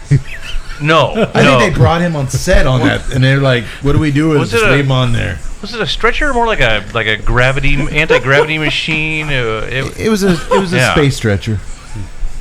It was a stretch. It was a stretch. Back on board the ship, which has so many blinking light panels. I thought of Cody I could see Yak immediately. Boy at home just whacking off watching this thing. Oh, it was glorious. Everywhere you look, he loves lit up 80s. I know one of Blinking panels. One of the actual designs for the Corner of No Hope was just a wall with That just wall- What I nonsense. was really more upset about is there wasn't like someone in the background pointing towards the lights or one of the robots Originally, making sure or trying to get the lights to blink in sequence. Originally here, Keith, in the Corner of Hope, that whole back wall there was going to be like a Escape from New York control room, like just a radar thing going back to around Star and- Trek on the Enterprise, they had just walls, and it's not individual blinking lights, but just panels moving because they only had 3 circuits. But that's true. But this thing had like a million lights going on. You had to just go crazy. I really just wanted a William Shatner That's what I was looking for. Airplane 2 Lieutenant. These lights, they're out of sequence. Put them in sequence. Well, Jason is radioing in to a fellow scallywag stationed on the Pirate Moon. And while he's doing that, a bizarre egg hatches on the ground behind him, unleashing a penis-shaped creature with lots of sharp teeth. It crawls up and attaches itself to the sleeping Roscoe and starts sucking on his back before he wakes up and tosses it off. It then quickly bites Jason and then slithers away. When the confused guys then look into the ship's manifest to see what this thing is that fell out of the storage closet there, their shoulders slump down. What was in that egg? Space herpes. Space herpes. Oh, and it gets It was worse. singular, space herpy. Space herpy. It was a singular herpy. And it gets worse. They look at the thing, antibody unknown. So it's just like Earth herpes. In 1984. Yeah, that's kind of a... It's no cure for space herpes. So the ship just got herpes. Did not see that coming. No. But it fits. Did you guys ever encounter space herpes on the Travis Tritt tour? Did we ever? The tour bus? I'm just telling you, there was a route through Cheyenne that was just a... Great, Travis. We got bus herpes. I bet it's that guy in the Viking hat playing the keyboard. Those horns. Well, next thing we know, they've arrived at the Pirate Moon. Seems like there was like 2 days of travel they just glossed over here, but that's okay. We don't. They call that editing. We don't need to see everything. Yeah. The Pirate Moon is riddled with chaos. There's food riots, women beating the shit out of each other, midgets shining shoes. Take that, Mos Eisley. It's kind of a madhouse. It's like being on the 50-yard line of a Raiders game. It is pirates. And again, the scenery looked really cool. My question: who feels the need in this shithole to get your boots shined? Well, Anybody with water. Oh, you think that's what it is? He wants to. I mean, if know you're he's a man of means. Who are you trying to impress in you this? don't know, hole? you might be going to meet the space pirate king. You gotta look good for that dude. All right. I guess if I was living this dystopian nightmare, I wouldn't be like, I'm going to do today. I'm going to go see a little midget down the road and get my boots shined. Dystopia for you, but utopia for a pirate. Yeah, they do love it here. They do. When they settle right in like an old shoe. Okay. Like all the locations, I thought the Pirate Moon looked great. So the gang meets up at the bar with Angelica Houston and Ron Perlman, who apparently just been sitting there getting drunk for a week, waiting for Jason. Well, that was the they plan. successfully escaped. Yeah, no, that was the plan. Meet here. So they literally were on the moon probably a couple hours later. Where's everybody else? Hey, boss, how you doing? Might as well. What are you going to do if you're a pirate? Drink and wait. Saddle up at the bar. Yeah. I mean, they had a ship full of ice. They were rich. We'd be good pirates. Oh, Drinking we'd be- and waiting. That part, yes. But then you got to do stuff. But the actual doing stuff? Yeah, no. Oh, yeah, watch this. Yaha! I bet we would be good pirates. Yeah, I don't know, man. Cue cymbal noise. I don't think so. I think that if it was like, look, you have to do this in order to get the beer. Oh, well, yeah. Would you know which cable to cut so you could swing from it to No, the right be- spot? no, we're not- because we're I not cut swinging. Yeah. the one that was necessary for the sale and ruin everything. Yaha! Yeah. Oh, shit. Kate goes flying up the mast. That's totally happening. Yeah, it would totally man, I'm sorry for the first time because she was kind of not really profile. Angelica Houston looks so Looks good. sexy here. She does. Like you, I've always thought she was kind of mannish. Angelica Houston, you mentioned the name, you don't think sexy. No, and you this, don't, but she was. Yeah, But no, Absolutely. I've talked with people that like were really like, no, Angelica Houston, oh yeah, and I'm like, why? Yeah, I can actually kind of see it now. Can you Do I believe, guys? Just say Morticia Adams? But No, I'm sorry. The cartoon Morticias are a lot better than Angelica Houston Morticia. the original Morticia was The I thought, original Morticia was sexy. beautiful. Yeah. I'm just going to turn around and face the wall for the rest of this because No, it's I'm- depressing to I'm hear. I'm with Kate. The original Morticia was the best Morticia. she did have a certain sexuality, absolutely. But here it was right on display. Can you guys believe this? A year, 1985, a year after Ice Pirates, Angelica Houston won a Academy Award for Best Actress for Prizzi's Honor, directed Wow. by her father, John Houston. That is quite a year. 1 year after she took this job, she won a Best Actress Oscar. So if you're an actor and you're like, are there any bad roles? No. You're an actor, you act. You take every job. And she sold it in this film. You know, she Yeah, played she's that part great. of the You're not- badass swordswomanish. Yeah. And you know what? Her dad's John Huston. She didn't need this role. But you know what? You're not above it. You're an actor, you act. I like it. I like it too. That's just crazy. I wonder if she mentioned Ice Pirates in her acceptance speech. Probably. Yaha! No. Probably on YouTube somewhere. They explained that they lost most of... Angelica Houston and Ron Perlman explained they lost most of their ship due to a meteor hit. And then they also tell Jason there's a $2 million bounty on his head. Hey, maybe I'll turn myself in. That's TNCC logic. But her saying this attracts the ears of some nearby villainous scum, doesn't it, Yax? No, it does. Maida Houston tells Jason that Lanky Nibs is in hiding. So Jason calls the midget waitress. A lot of midgets on the pirate moon. I'm sorry, little people. Dwarves. This is 1984. They were called dwarves back then. And she has a name. Who is she? Patty Maloney. And she was? Twiggy. She played Twiggy and Buck That- Rogers. Oh, nice. Beady. She was the one in the costume. Oh, wow. I did not know that. All right, this is going to be my. Oh, boy. They all look the same to you. She wasn't the poltergeist chick. Oh, no, I thought she was, No. too. No. Okay, I thought she was. I thought she was. her voice. That's what you're taking. That's from what I it. was. Their voices are all the same to very- you, not me.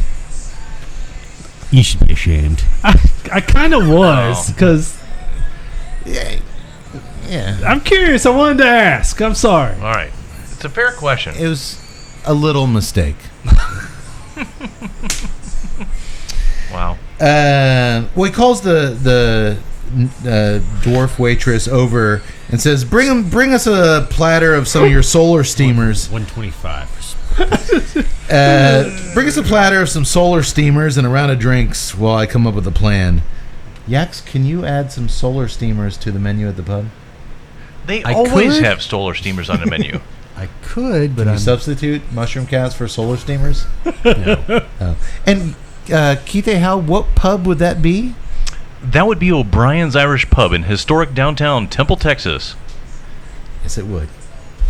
There you go. I told you I'd get it in there. There you go. Well, if they're going to make the 50-mile trek to Sweetwater, where Lanky Nibs is laying low, they're going to need a land craft. You know, I have to stop you right there because you skipped over the guy with the star-eyed patch. Oh, no, Patch. We'll get to him. Okay, good. Oh, yeah, he's coming. Because I recognize Patch. Oh, okay, I do not. All right, this will be good. So Jason coldly tells Princess Karina, go sleep with that weird-looking frog dude at the bar. He can provide us with a land craft, i.e. land speeder, basically. But it turns out when she goes over there that he is a she. Frog. Am I allowed to say that? Yeah, no, that's fine. Am I in some kind of trouble now? I guess maybe this was. And she, the frog she, wants to talk to Jason, not Princess Karina. Joke's Okay. on him. As he walks off, a big bad dude named Patch saunters over and asks the princess to dance. When she politely declines, he insists, and things go bad fast. He summons his buddy Dogbite over, and after he shows off his impressive swordsmanship, Keith, as a swordsman, it wasn't that impressive. Angelica Houston had some impressive swordsmanship, but the guy chopping the table in Dog two, bite. not so much. No, I didn't think so either. Dog bite, yeah. Maida swiftly lops off Dogbite's head. His head just plops off. And then she slashes Patch across the face and makes him apologize to Princess Karina. She can hold her own, boys. She can hold her own. Who's Patch? Patch. If Banana Splits, classic Saturday morning cartoon adventure live action, which this Halloween will be a sci-fi horror movie. Really? That's okay. right. Yes. That's right. One of my favorites from my childhood. Oh. One of the shorts they would always show is Danger Island, which featured the cry of the leader of this little band on this island of uh-oh, Chongo. That was Morgan, played by the same actor as Patch. Did you recognize him off the bat? I was like, "Who is this guy?" And I had to use some sources on Google to find out why do I know this guy, because I love Danger Island, which featured a young Jan Michael Vincent as well. Oh, okay. Young Jan Michael Vincent. Nice. All right. Look for the trailer for the upcoming Banana Splits horror movie. Ooh, It kind of looks good. I hope it features the looks Sour Grapes bunch, which are, I don't remember, but it looks really awesome. So we cut to the barren wastelands of the Pirate Moon as the Ice Pirate's solar-powered landcraft drives across the desert. So, from that scene at the bar, I'm assuming Jason went downtown on that weird alien froggy he-she to get the car keys to this thing. Hey man, he's dedicated. Once again, here we are in episode 99, and I find myself typing up a sentence I never thought in a million space years I would type. I'm assuming Jason went downtown on that weird alien froggy he-she to get the car keys. Never thought that would happen. he to get the car keys. That's nice. Uncle Keith, did you see Promise in Me as a young man? Did you have any inkling it would come to this, where I'd be typing up sentences about eating frog lady pussy? Not that particular specific, no, but potential, yes. You delivered some one-liners as a sub kindergartner that were just stunning. Oh, do tell. The one I remember particularly is when you were building a little stack of blocks, it may be a 3-year-old, and they fell over. This is at your grandmother's house, my mother, and you said, shit. And Grandma said, Matt, don't you mean shoot? And you said, no. At our house, when we do something wrong, we say shit. Which your mother heard from her mother promptly on. I love it. You know what? In the corner of no hope, when we do something wrong, we say shit. I never heard that. Maybe I have heard that story. But how's that for off the cuff? I thought when he was like, give us some examples, you'd be like, well, I don't.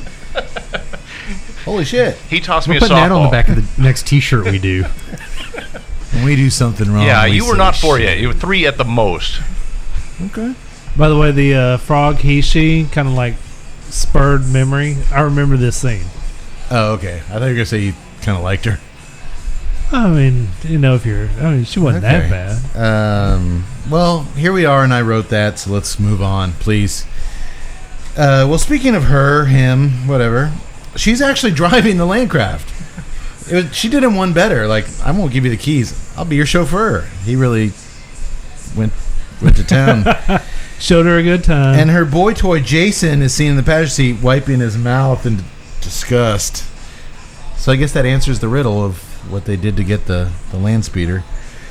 And she's repeatedly grabbing his crotch as they drive, so it's clear Frog Lady and her very impressive special effects tongue that shoots out wants some more, right, Yax? Absolutely.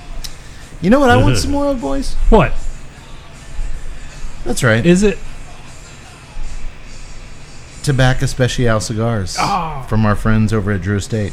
Brought to you by the same folks who created Sweet Jane, La Vieja Habana, and so many other classic lines.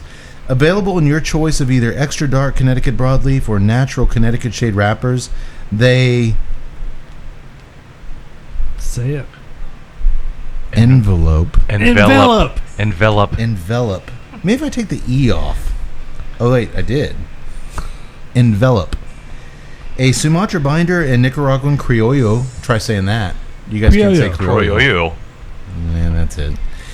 Filler leaves. Before aging, the cigars are slowly infused with Nicaraguan estate-grown coffee. The smoke is medium to full-bodied, depending on the wrapper. Its rich tobacco flavors commingling with the unmistakable aroma of coffee and some sweetness. A perfect early morning cigar or after dinner smoke. And if you don't believe me, then go try one yourself and let me know that I'm wrong. You won't. I've yet to have anyone message me, I bought some. You guys are completely off base. I'm telling you, when you wake up and you're out in that backyard before that sun crests and gets to 99 degrees with 110 heat index. The heat is enveloping your body. So when you get up in the morning and you're on your back deck and you light up that tobacco special and it's a nice cool 83 degrees in the morning, yeah, it's gonna taste good. It is. You will be commingling with that cigar and your back porch. I think I used that right. Becoming one with. I remember I went to California one time and I went out onto their back deck at like 7 in the morning. It was like 60 degrees in like August. I was like, okay, now I get it. You got to deal with earthquakes. And I wish I had some tobacco special when I was out there. This is the back deck of California. Yes, yes. Man, it's pretty big. You know, you've been there. I have been, yeah. Back to the movie. The Landcraft itself looks pretty damn cool in these scenes. I mentioned Death Race 2000 earlier, and much like that film, they created some really cool-looking vehicles in this movie. So the gang arrives in Sweetwater, Population 1, where trespassers will be violated. I need a sign like that on my fence. And Jason, the princess, and a robot soldier make their way into town. And by town, I mean like 3 crumpled up tents. That's about it. I feel like this was like a remnants of some like pre-Burning Man. Maybe. It was a hive of scum and villainy. It was the first Coachella. It's the first Smoldering Man. Smoldering Man. But there are some donkeys and pigs and chickens running Small around. ones. It's very small. Little babies. Yeah. Baby donkeys. Babies. And there they find the elusive Lanky Nibs, played by the doctor from The Exorcist. Correct.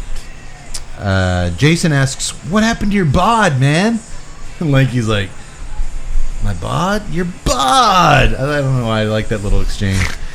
And Lanky explains he went through a time warp is what happened to him, and he lost 20 years of his life in 20 seconds. More foreshadowing.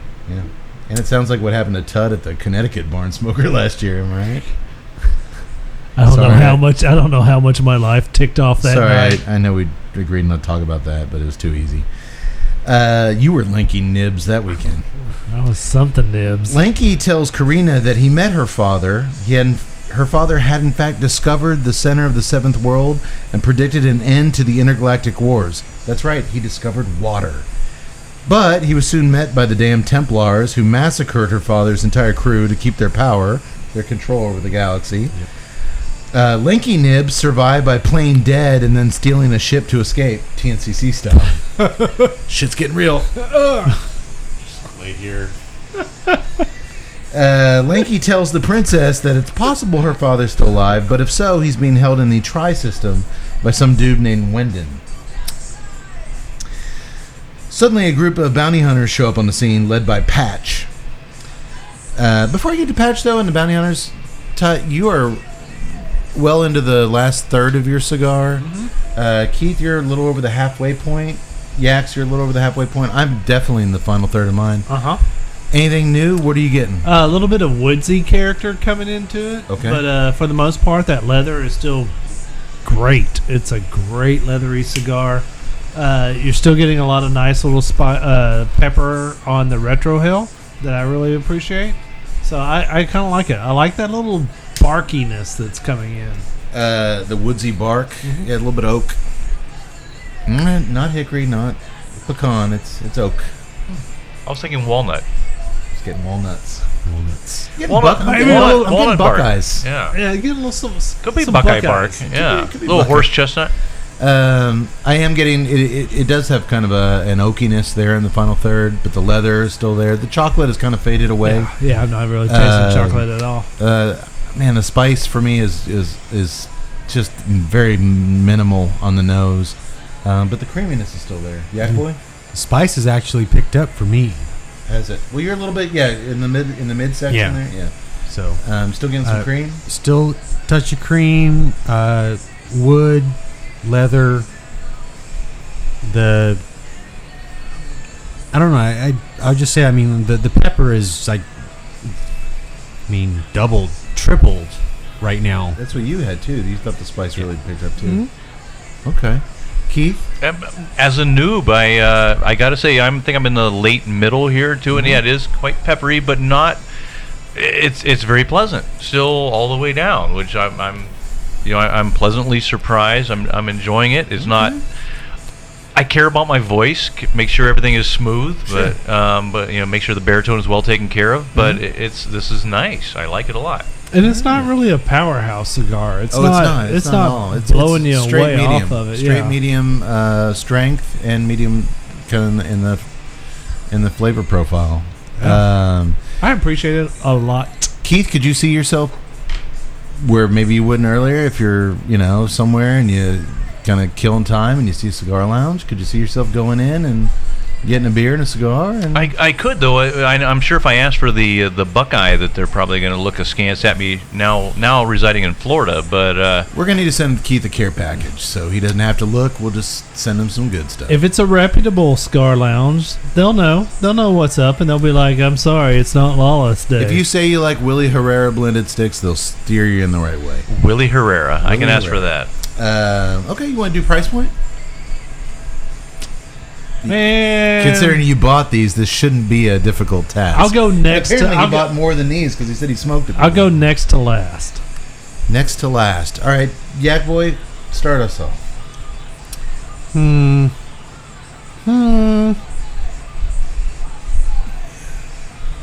I'll go Limited release, Ohio only. Two of the big names in cigars. I'll go 1050. Drew Estate and Crown Heads. 1050. 1050. No Price is Right. You can't go 1049. Damn. You can. That was my first thought. We that know that you was my actually first can. thought. I do it all the time. We do it all the Yeah. time. You want to go next to last? So Keith, would you feel comfortable paying around $10 for this thing? For this cigar, $10 Good seems 2 hours? pretty reasonable. I mean, I'm not definitely up on cigar prices, but it definitely, if this was under 10, I think it would be an insult to the cigar. So That's high praise. Well, I often equate it with drinking because, well, we do so much of both. But if you're sit down in a bar for 2 hours, what are you going to spend on drinks?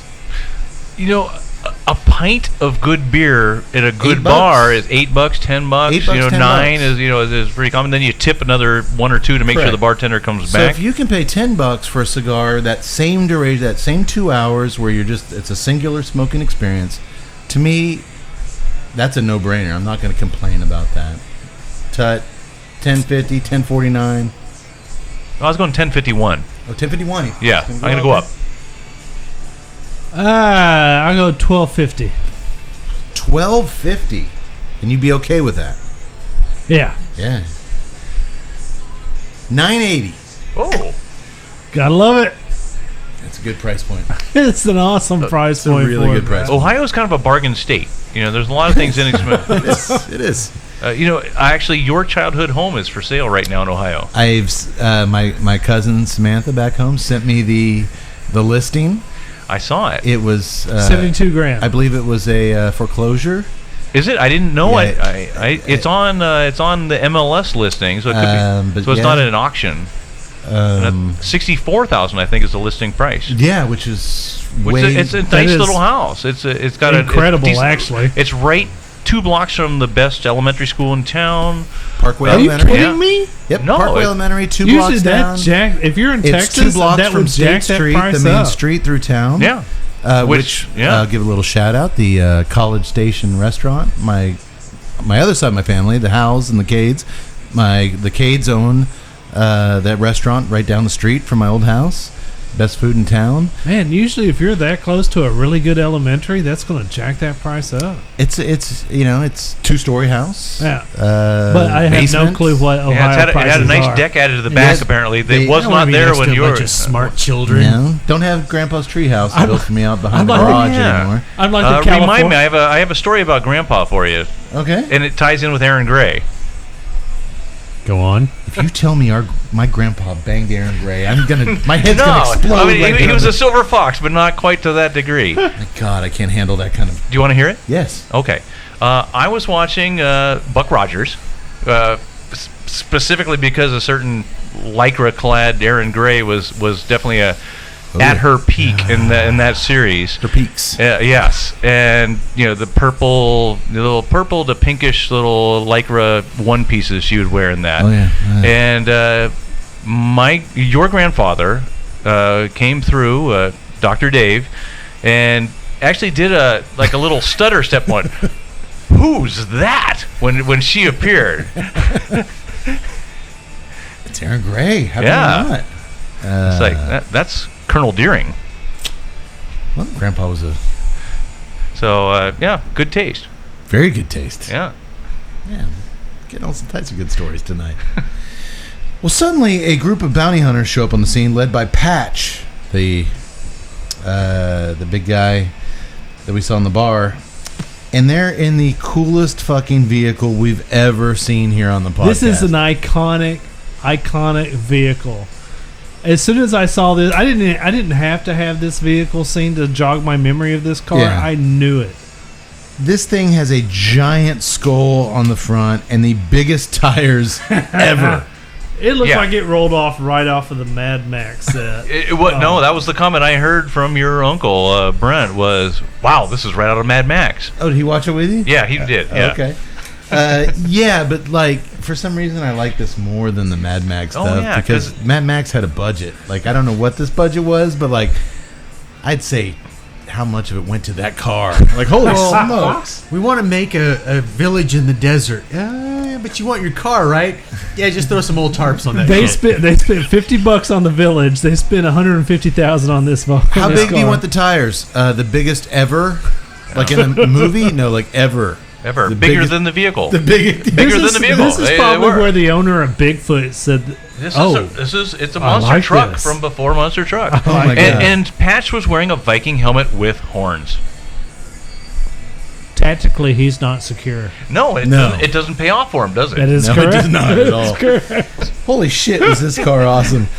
Jason, Karina, and Lanky Nib start running away, and Frog Lady drives her car into the Skulled vehicle's path, blowing up her car to save the man she loved. Yeah, or at least lusted. Or lusted. Yeah. Jason must be really, really good. I'm sorry we didn't get to see that tongue in action again, though. That Yeah. special effects One tongue for was the impressive. team. Well, I don't think we need... Oh, you mean hers. Hers. Yeah. Her tongue. No, not his. No. Was I the only one that wanted to see him when he was wiping his lips go, tastes like chicken? See, I didn't read that scene quite that way, but I'm accepting your version. Yeah, kind of the same way, but it's Cade, so I'm just going to go I'm with going it. with it. So the murder machine drives through the camp. No, it drives over the camp. It destroys everything. Sweetwater is completely destroyed, and the gang barely escapes in another landcraft. Did y'all notice Karina's robot soldier? He got run over by the monster thing once, and then it came again, and he was listening to Lanky Nibs. He played dead. You could see him. He It's did. He popped up. Yeah. played dead. They are quick to adapt. They're like the T2 from Terminator 2. They're a learning computer. They can Yeah. learn. C-3PO would have done that, though. Yeah, I think so. Yeah. No, he didn't do so good on Bespin. Well, after being dragged behind the landcraft, our second dragging scene, Jason then makes his way. He flips up onto the bounty hunter's vehicle. He yells out a "Yah!" Still pirate. And he That's a good shoves. dragging scene, by the way. Well, on one this of their guys got dragged over under the wheels, and when Lanky they went, Nibs. and when they went, no, one of their Oh, dudes. one of their Yeah, dudes, he yeah. was And when they smushed. went to see what happened to him, he jumped up there and just started shoving them all overboard. In order, like 6 of them. Went, yeah. He just kept looking. You think that sixth guy would have been like, No. okay, I'm going to brace myself. If No. you're a good pirate, you have one tactic. You use it over and over and over again until it doesn't work. And maybe you shouldn't have yelled "Yaha!" as you jumped up on their thing. Well, he shoves them all overboard, and then just before the skull car runs into a fuel depot, he jumps off, and it bursts into flames. bicycle card. Well, Linky Nibs then dies for some reason. I never saw their vehicle really suffer any kind of damage. He actually got ran over, and I'm like, for a guy who just got ran over by those tires, he looks pretty good. Yeah, he looked great. Like, I didn't understand why he was dying. I missed that. He got ran over. Oh, okay, I missed that. Well, All right. His back was broken, and His back was broken, yes. Oh. I'm sure with that there's internal injuries, crushed organs. Sweetwater didn't seem like it had an ER or any kind of... You saw What those was Baby tits. Donkey's going to do for him? Hey, what They did come in Mash with do little with surgical tits? masks on. That's true. I never... There's no Hawkeye here in Sweetwater. No. He didn't have a hawk. Yeah. Well, with his dying breath, he tells Jason to find Karina's father in the Tri-System and find the seventh world. You must do this. So Jason, Karina, and a robot then walk on foot the 50 miles back to the rest of the group. So it is walkable. He didn't have to eat that frog pussy. They could have just walked out there. Why are you assuming it's pussy? Because it was a girl. Okay. Or do you think she had both? She could have been amorphous. Hermaphroditic? A hermaphroditic? She had both organs? Oh, God, that's more foreshadowing. Yeah, that is. Okay, he didn't have to blow frog ween. They could have walked. I don't think he did. I think he just was flirting enough and promising more later. You Yeah, were but reading they this. showed him wiping his mouth. In I that think car. you're superimposing on this. Yeah, Maybe it was that nervous, like, oh God, what do I got to do later? yeah, that's what I think too. I've been wrong before. Yeah. Cade's all for the dive into the frog. They weren't driving through the desert, and he just shows him out. Because when she reached for the crotch, he was like, "Hey, you're getting more later. You're getting it later." There was a promise of things to come. Okay. I'll defer to the table on this one. I don't even. That makes me remember. feel a little bit better about Jason. I just thought he was lazy and like walk 50 miles or eat frog pussy, TNCC style. Okay. I mean, believe me, Here we go. I figured that'd be him. Like, do we really want to do that? That seems like a lot of work. Yeah, this is Spencer. Okay, since you said that was TNCC style, I'm going to write that in my notes for later. If we ever come across this situation, I'm going to be like, Kate, you're up. How far is it? When they get back to their ship, Roscoe is dressed in a Revolutionary War general costume for some reason, and nobody questions it. Did you guys see that? Like, Yeah, he's got it's the nice epaulets on the shoulder. It's one scene where he's dressed like George Washington, and then it's just like nobody's like, "Where'd you get What's that up?" outfit?" Like, nope, nobody talks about that. Okay. Despite their doubts, everyone is on board for finding the prince's father and the seventh world. We must honor Lanky Nibs. He must not die for nothing. So they prepare for blast off. They actually call it that. Ready for blast off. Blast off. Okay.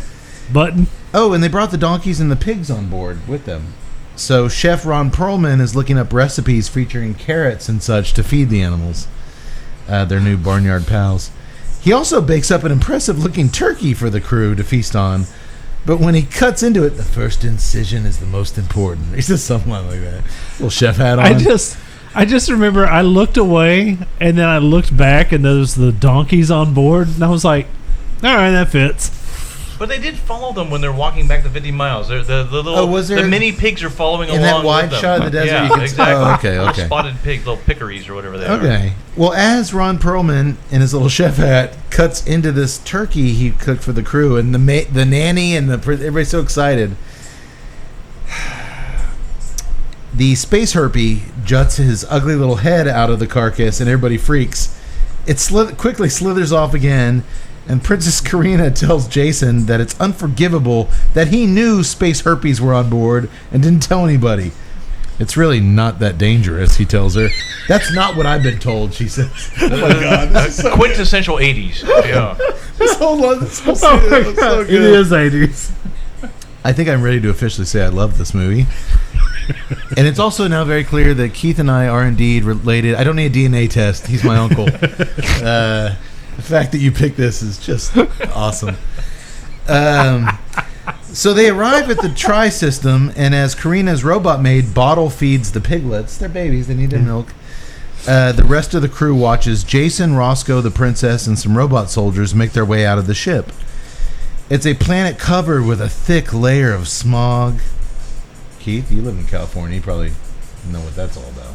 Smog? Well, that's more Southern California, but I'll That's go right. with You're that. a little. I'll go with the stereotype. Okay. It's a, like I said, the smog drifting over and the way they shoot it, it looks really cool. I mean, it looks like another world, which isn't easy on a budget. The team is confronted by a couple of scantily clad warrior bitches riding fucking unicorns. Amazon bitches riding unicorns. And they take out the robots with ease. They're trained warriors.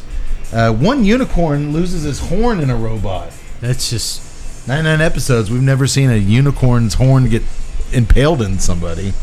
But this is always one of my questions with the robots. I'm like, you stabbed the robot and it died. But it's a robot. What did you hit? Robot heart? It's Ice Pirates EX. I'm just... It was the 80s. I need to know it's what a unicorn stabbing it though. So yeah, it's not just like a bowl. All right. We'll take the. They were nice spiral unicorn horns. Yeah, they weren't cheap. Well, these fiery chicks latched their bullwhips around Karina and Jason's neck and dragged them back to their palace. Third dragging scene, or third and fourth, depending how you count, because Jason and the princess. Actually, then that'd be like our fifth or sixth. Yeah. God, so much dragging. Well, here they are brought before the ruler Wyndon, played by the one and only Bruce Vilanch of Hollywood Squares fame.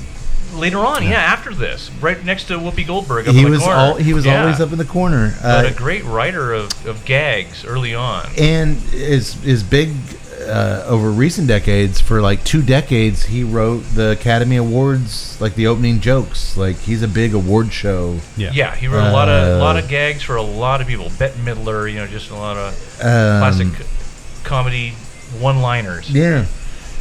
Well, Wyndon isn't ready to hand over Karina's father.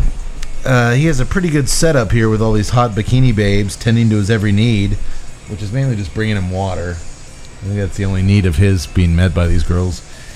As he knocks... Oh, hold on. Just then, he orders one of his buxom warriors to kill Jay. He's had enough chit-chat. He orders one of his girls to kill Jason with a battle axe. All of a sudden, Roscoe, remember him? He kind of fell behind. He swings down from a rope, pirate style. He does not do the yaha. Should have. And he knocks Wyndon's head clean off. Turns out, he's a robot. Karina holds her laser gun to Wyndon's robot head and threatens to blast him unless the highly attractive women back off. They release Jason, and the princess demands to know where her father is. Wyndon says he can't possibly tell her that, as his severed head begs for a Tylenol. This little wisecracking severed head. But Jason tosses his noggin over to Roscoe. We'll see about that, you fat-faced little freak. What are you going to do? You going to stab me? You going to... No. He grabs a feather off one of the girl's things and starts tickling Wyndon's nose. 5 seconds, tops. Oh, no, less than a second. He gave up immediately. It was like a little tickle, and like all of a sudden Wyndon's just talking away. Okay, your father's in the Oval Room. So they race up to the Oval Room where Karina rushes into her father's arms. Only it's not her father, damn it. It's an Omega robot made to look like her father. Jason drops Wyndon's head on the ground. Ouch! I like Bruce Vilanch in this. I thought it was... You're calling him robot. I think it's more of an android. I think that the head was still flesh and the rest of the body was robot. I think you're right. That's the way I read it. Yeah, I think you're right. Or is that cyborg? Yeah, more cyborg. I'll give you He's cyborg. a cybernetic organism. There you go. Good job, Tut. Sent back to the future. Arnold and Bruce Vilanch. Yeah. We can rebuild him. But do we want to? Well, back on the ship, it's revealed that Wyndon's severed head has been hiding a ring belonging to Karina's father in his mouth this whole time. What else do you have hiding in there, Jason asks. Nothing. Do you want to make a deposit? That was one of the more interesting lines. Kind of a racy line, right? I thought it kind of was, too. Hey. Whoa. Hey. None of the gayness was underplayed in this movie. Put it that way. No. No underplaying at all. It is out there. I thought that was funny. I can see why he writes for all those award shows. Yeah. he's got good quips. Well, that ring of her father's unleashes a hologram of him, like Princess Leia in Star Wars. And he tells her the coordinates to the seventh world, 283 on the Iona projection. No deviation from those coordinates is permissible, or they'll be suspended in a time warp forever. You got to get it right. The hologram tells Karina that he loves her, and then it fades away. She cries a little bit. It's her last. I gotta say, the real father was far more robotic than the robot father at all. Agreed. This isn't my father. Are you sure? Because he just sounded really, really robot-like. All right I've there. thought of you as Karina. Yeah, he was bad. I love you. Yes. The hologram tells Karina he loves her. It goes away. Everyone is a believer now. Their coordinates are set in the ship, and they're off to save the galaxy. Oh, and Killjoy grabs Wyndon's head and starts going back to his quarters. I've been wanting to get a little head. Yeah, I think he's getting that deposit he's looking for. Yeah, he's gonna get something. Poor guy. Oh, I don't think he'll be complaining. You know what? I like Killjoy. He was kind of like a poor man's Lyle Alzado. Oh, It kinda no, was, similar, yeah. yeah. And a natural actor. Yeah, but he was really natural on screen. Yeah, no, he fit the movie perfectly, and yeah, just he was good. I kind of thought of him as like Ogre from Revenge of the Nerds. There's one. He would have been good as that. I thought this guy brought a little more ogre. I like this. This guy had kind of a lighthearted. There's definitely a lighthearted for such a big, imposing guy. Yeah, he had a kind of a gentleness to him, Yeah. which I don't think Ogre could. It would have been a very different character. I think Ogre could pull that off. I think And you the know, actor that Ogre would played have it- wanted to wear a hat with horns on it. Didn't he? He would. No, I think he he might did. have. When Yeah, I think he when he did, went yeah. down the stair slide, didn't he have Viking horns on him? No, at the- Greek games. at the when Greek they were doing games. The tricycle race. No, When they're the doing the the Trojan horse. Yeah. Oh, okay. Yeah. All right. Well, later, Jason pays Karina a visit in her quarters, and he's changed now into the classic, speaking of Seinfeld, puffy pirate shirt. I almost wore that. You have one? I do. Why? Renfest. Travis Tritt. No, Renfest. But his shirts were special. They had no buttons at all. You had to tie it around the midriff, or there Just a was big- no other option. There were just a no big- buttons available. Just a big nut. Yeah. Yeah. You should have worn that. No, I wasn't gonna wear that. It's a shame. Keith, when you were at the Renaissance festivals fighting and selling armor, and you saw a guy like Tut show up with his puffy shirt, were you appreciative of guys just getting out there in the spirit of things, or were you like, this guy's a poser? I was appreciative because usually they did actually like spend some money on really Oh yeah. ill-advised things. But other than That is the actual summation of all my Renfest No, trips. that's what it I said on the spent price money on tag. ill-advised things. That's what it said on the that's price what the tag. Renaissance Fair is Ill-advised shirt. about. You know that they What's the wouldn't cost of exist this? without that. My dignity. Oh. I'll buy it. But no, I've been to some Renaissance festivals. We went to one 5 years ago, I guess. And boy, the outfits, some of the, just not the employees, but just the... People would make these glorious costumes and then pay admission to get in to have someone say, "Hey, that's a glorious costume." Yeah. Thank you. yeah. I paid a lot of money to hear Or you say that's that. ill-advised. Actually, my kilt I got at a Renfest, and Which it's- he does wear regularly. Oh, I have several kilts. Yeah. and it was interesting because a lot of the comments I get when people were like, "Oh, you wear kilts? What tartan?" And I'm like, I don't wear a tartan. It's a black utility kilt because I'm from Is it a Texas. utility kilt? Yeah, I'm Brand from utility kilt? I'm Okay. from Texas, and so it's So it just actually black. has a logo on the back that says utility kilt. No, it's okay. not that. 'Cause there's a brand name, utility kilt. I think I got mine from like Commando. He got his kilts or like Okay. a knockoff utility kilt. that is the little brand name. Actually. They Well- have pockets. I have a utility kilt that will actually Mine hold a does? 6-pack of beer in various pockets around it. You know. Oh, we need to get those. Yeah. Yeah, It's made yeah. all- Now make genuine- fun of me, motherfuckers. Genuine Carhartt's material, that 14-ounce heavy duck, Yeah. and that unique tan with a hammer holder, and everything. Yeah. Oh man, now you're talking. Yeah. All right. Now make fun of me, motherfuckers. Ill-advised. Ill-advised. Well, when he goes to a room, Karina has just received a massage from her helper robot. He was listening through the door. She was moaning in ecstasy. And Jason's a little bit jealous. That's a lot of body for him to rub, he says. How would you know, he says. Because I've been observing it for the past 4 billion miles. I actually like That's that a good line, man. I actually like that line. Oh, that's a good line. And it works. As they start making out hot and heavy. Yax, was it hot and heavy? It was indeed. Yeah, I think so too. They are just pummeled by the passion storm. Well, Literally. he pops in his audio-video mixtape entitled Passion Storm. Into the 8-track. And it's game over. By the way, if we ever manage to finally get our shit together and start that jazz fusion trio, Passion Storm. Passion Storm, that's our name.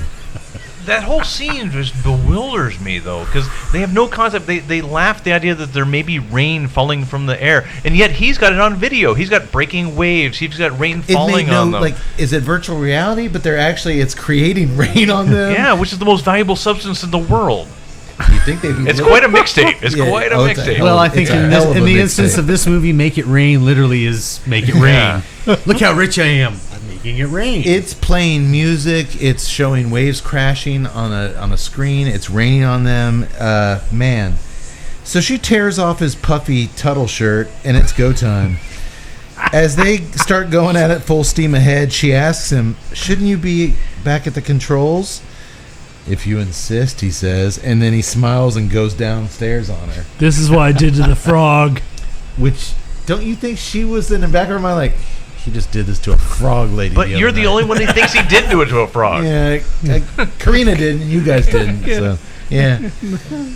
Actually, give me the other one, the tartan. Not to mention, there's rampant space herpes aboard the ship. the apparently. wee thingy. If No, there's I was no really more waiting weeds. for them to like cut away to those were the, gone in 15 the minutes. herpy over in the corner, just like shaking his head, like yeah.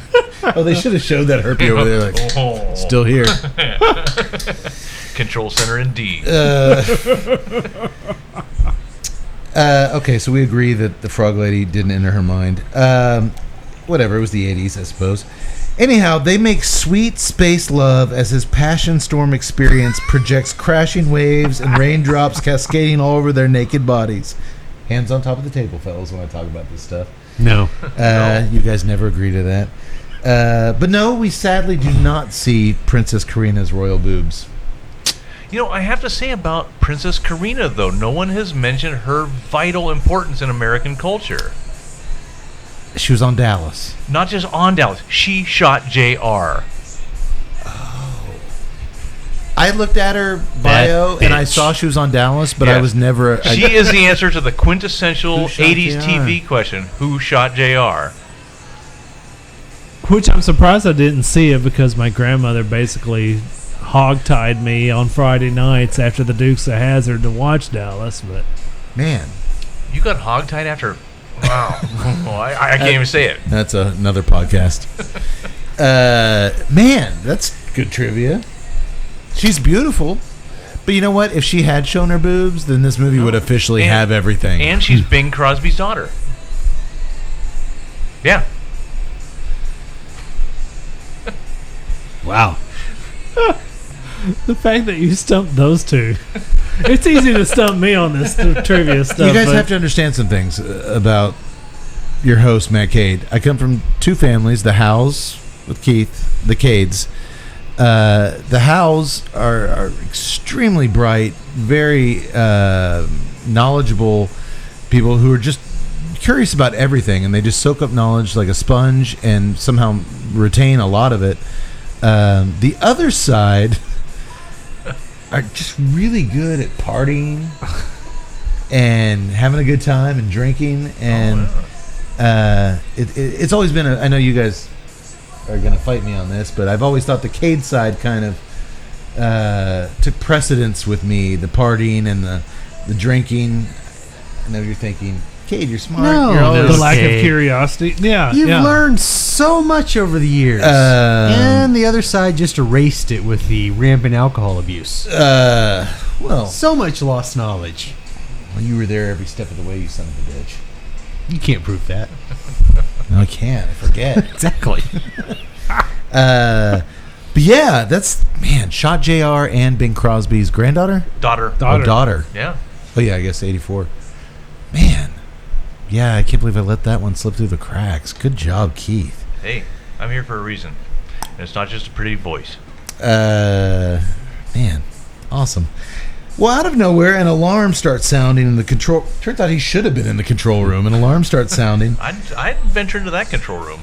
Oh, yeah. Radar shows a Templar ship is approaching them at unthought of speeds. They can't avoid it or they'll be lost in the time warp forever. They click on the video monitor and old evil Zorn, that guy, pops up telling Karina she's done what they could never do. She's led them straight to the seventh world. It was all set up. Boo. This whole time they were setting her up. They let her escape, just like they let Leah escape. It was all orchestrated by the Supreme Commander and Zorn to find the seventh world. They seemed like a bunch of guys with clumsy robots, but they actually knew what they were doing. They knew what You're part of the Seventh World Alliance, and you're a traitor. Well, they have to somewhat fuck with the time warp to avoid being taken over by this approaching enemy ship. So as they prepare for battle, Jason asks, they're so desperate for soldiers, Jason asks, did anybody get a body for Wyndon yet? Bruce Valanche is still ahead. They're like, get him a body and a sword. We need everybody. Get this. As they kind of flirt with this time warp thing, they're all getting slightly older by the second. They're literally aging a day for every second. It's a cool plot thingy they start doing here. Yeah. Never seen this before. The Templars board the ship, and their robot soldiers begin fighting Roscoe's robot soldiers, and it's a slaughterhouse. Like, the bad guys are winning big time. As Jason ages rapidly, he grows a full beard in under a minute. The pirate robots are just, they're getting knocked down right and left. So much so that one of the last remaining robots, when they're like, get out there, they're having to like shove the robots out. They're scared. They show one of the robots pissing himself. That was cool. That was nice. That was a cool touch. I like the bolts and the nuts that actually No, they showed the little bolts and nuts. Which is why we told Tut to stop wearing his kilt on the show. Occasionally show your bolts and nuts. Wyndon, now whole again with a robot body, arrives on the scene and tells Jason that the princess is pregnant. Remember, time's speeding up and they just did it. As he rushes to see her, he pushes past the baby donkeys and pigs, which are now full-grown donkeys and pigs. That was a nice touch there. It's a great touch. It actually was a good That touch. was a great touch. Yeah, that's why they followed for 50 miles as little donkeys and pigs. We're going to need these guys. I love that scene of him pushing past the grown-up donkeys in the hallway. The good news is that the robot maid has killed the space herpy. She stepped on it. So finally they got rid of that little guy. The bad news is that when Jason opens the door to Karina's room, their baby has already been born. Big surprise, Daddy. Karina ain't happy about this. No. Oh, man. And she plays it really well. Yeah, no, both of these actually they really both nice. Big surprise, Daddy, she says as the baby boy pisses in Jason's face. Yikes. At this point, if you're Jason, you're like, fuck the seventh world. Can we break the ship off into those pods again and get me the hell out of here? But instead, he identifies and said, yeah, that's my boy. It's my boy. He's pissing all over the place. But no, at that point, I'm like, you know what? This isn't not my monkeys, not my zoo. Get me out of here. Well, Jason, TNCC style, tells a very solemn-looking Karina, look, I'm sorry about it. Oh my God, He just leaves. This was so 80s. This was the most 80s thing about this entire. Yeah, sorry about that. Yeah. It just bolts. The two most illegitimate sorries in this movie are, I didn't tell you about herpes today, and sorry I got you pregnant. No coincidence said by the same man. Yeah. Wow. And dude, she just looks at him in pure disgust when he's like, sorry about that, and leaves. She's like, best movie ever? Maybe. So the sword fighting continues. I really should have brought the sword Keith got me for my high school graduation. That would have been a good prop tonight. Tell the story if you could real quick. You told on break to Cody. Keith got me this sword, and it's not just a sword. well, when you graduate high school, you get gift cards and whatever. He sent me this fucking sword. Tell me a little bit about the guy who made it. Kirby Wise, very unusual swordsmith. He learned swordsmithing as a young. I met him in his 70s, and he had learned as a teenager. He had learned from an old man who had learned to forge blades on a cavalry fort in Arizona in the 19th century, in the 1800s. Yeah. And that sword you have, it's a spring steel. It's actually a leaf spring from a 1960s car, hand forged into that medieval broadsword. Absolutely, it will survive battle. It's tough as hell, great steel. But the man he's. I believe he's still alive. He's still alive as far as I know. Still worshiping all the Azurist Norse gods. Well, that was the thing when someone asked him if he. I actually accused him of. I called him an Odinist, and he was very offended. He goes, "No, I worship all the Norse gods. I'm an Azurist." Which I had never heard anyone say. No, I'm an Azurist. Do not show up this man's property uninvited. There's semi-tame dogs guarding the edge of the property, and he's quite a fellow. Awesome. And I want to show up on it, Master. Teach me thy ways. No, his son is carrying on the tradition now. I think there is a KirbyWise.com. Oh, really? Site. Yeah, there is Kirby Wise website featuring his sword still. Oh, okay. Yeah. Okay. Well, it's one of my and his armorer's mark is a Thor's hammer stamped into each blade. If you look at the base of your blade, right above the handle, there's a Thor's hammer. It's right there. Yeah. It's awesome. It's one of my most treasured possessions. Well, these guys fight with non-awesome swords. And no, they're pretty feeble. Yeah. And everyone's beards are just, every time we cut to them, they're just getting longer and longer. And while all this chaos is unfolding, Jason's kid is like 5 now. He starts running around. The baby's like 5. He's running around playing. Oh, and the nanny, she's a skeleton now. She's dead. She's dead. Oh, yeah. She's dead. Holy shit. This thing went off the rails fast. Not that it was ever really on the rails. No, but there were a few rails. It got rid of them. Roscoe now has a ridiculously huge white afro. It's like 5 foot in circumference. Just, comically, like, they're not even trying anymore. And all white. Yeah. Ron Perlman looks like Santa Claus. And fucking Jason looks like Charlie Daniels. He's got like this long, little fiddle. But still very nimble. Yeah. I know, he's still moving around okay at this point. Shit is just crazy. And old-ass Zorn enters the ship.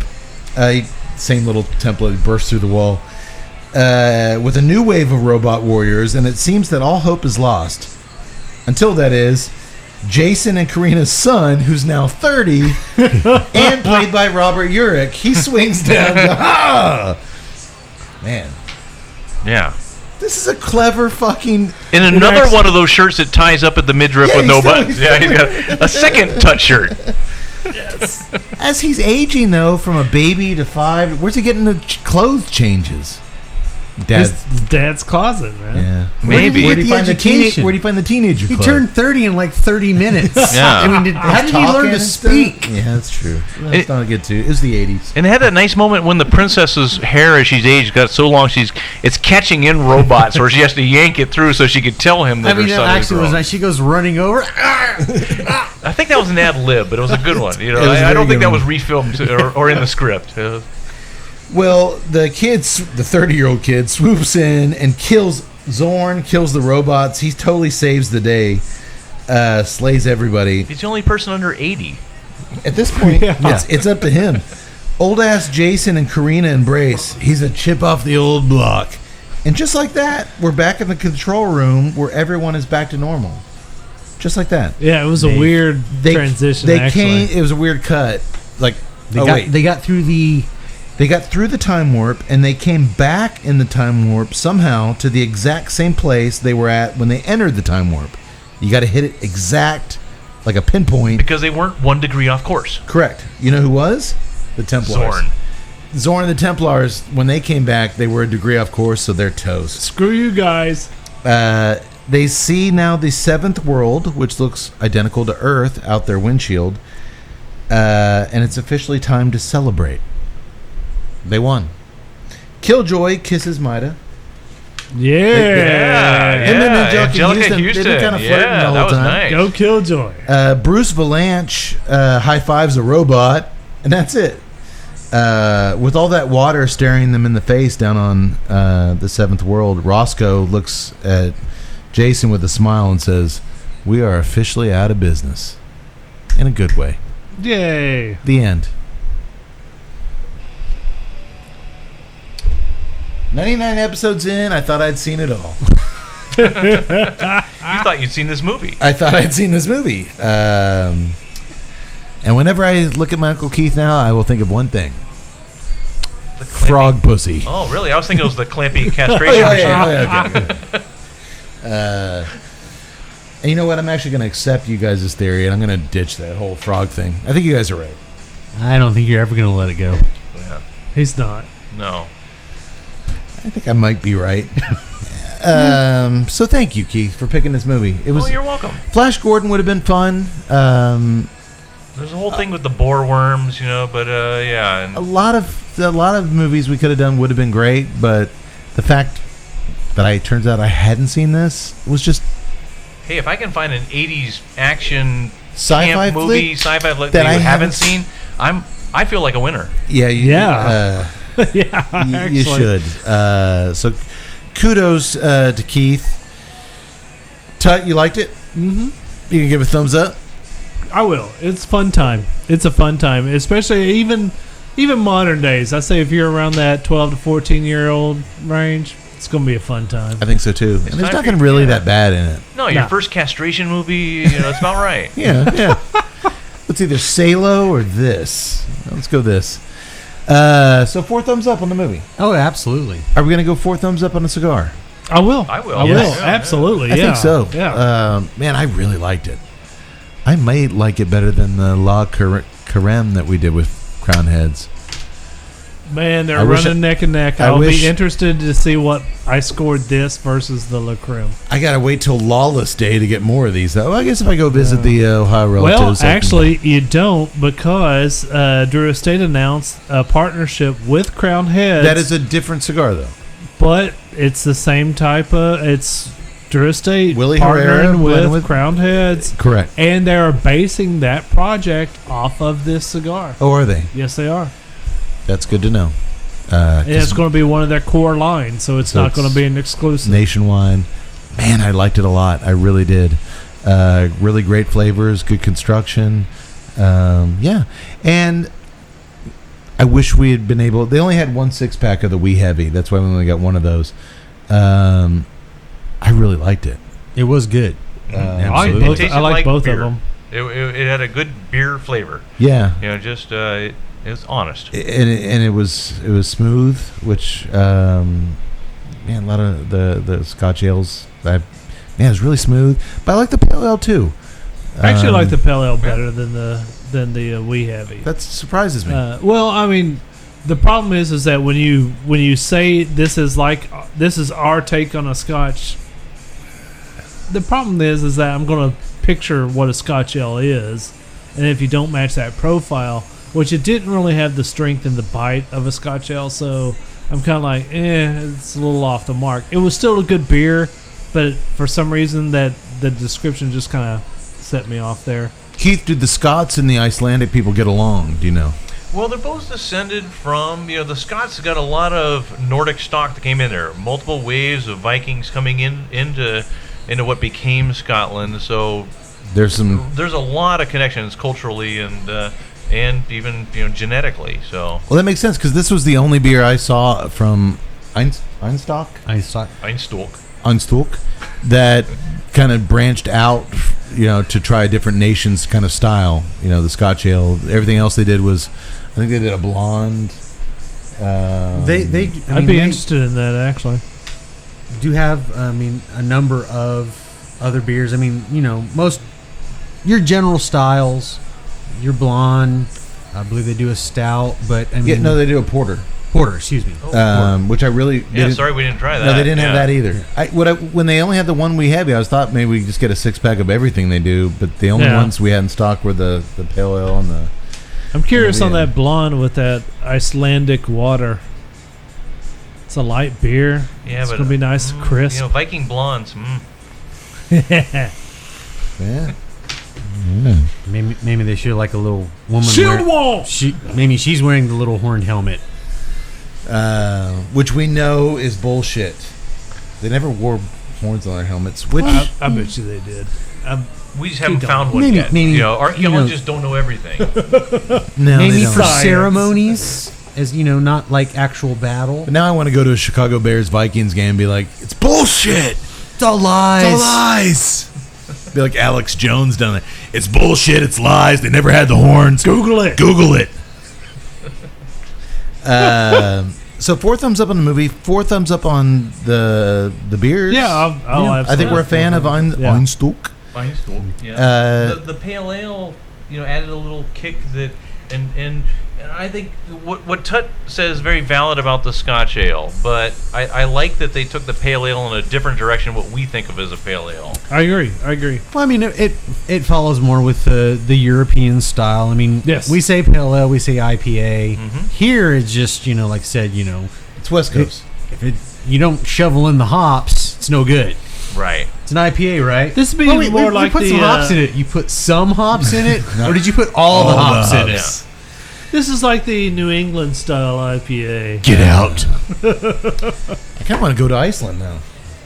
I kind of do too. I'd like to go to Iceland. They got volcanoes, they got glaciers, they got good beer. It's pretty. They have horns on their helmets. Blondes.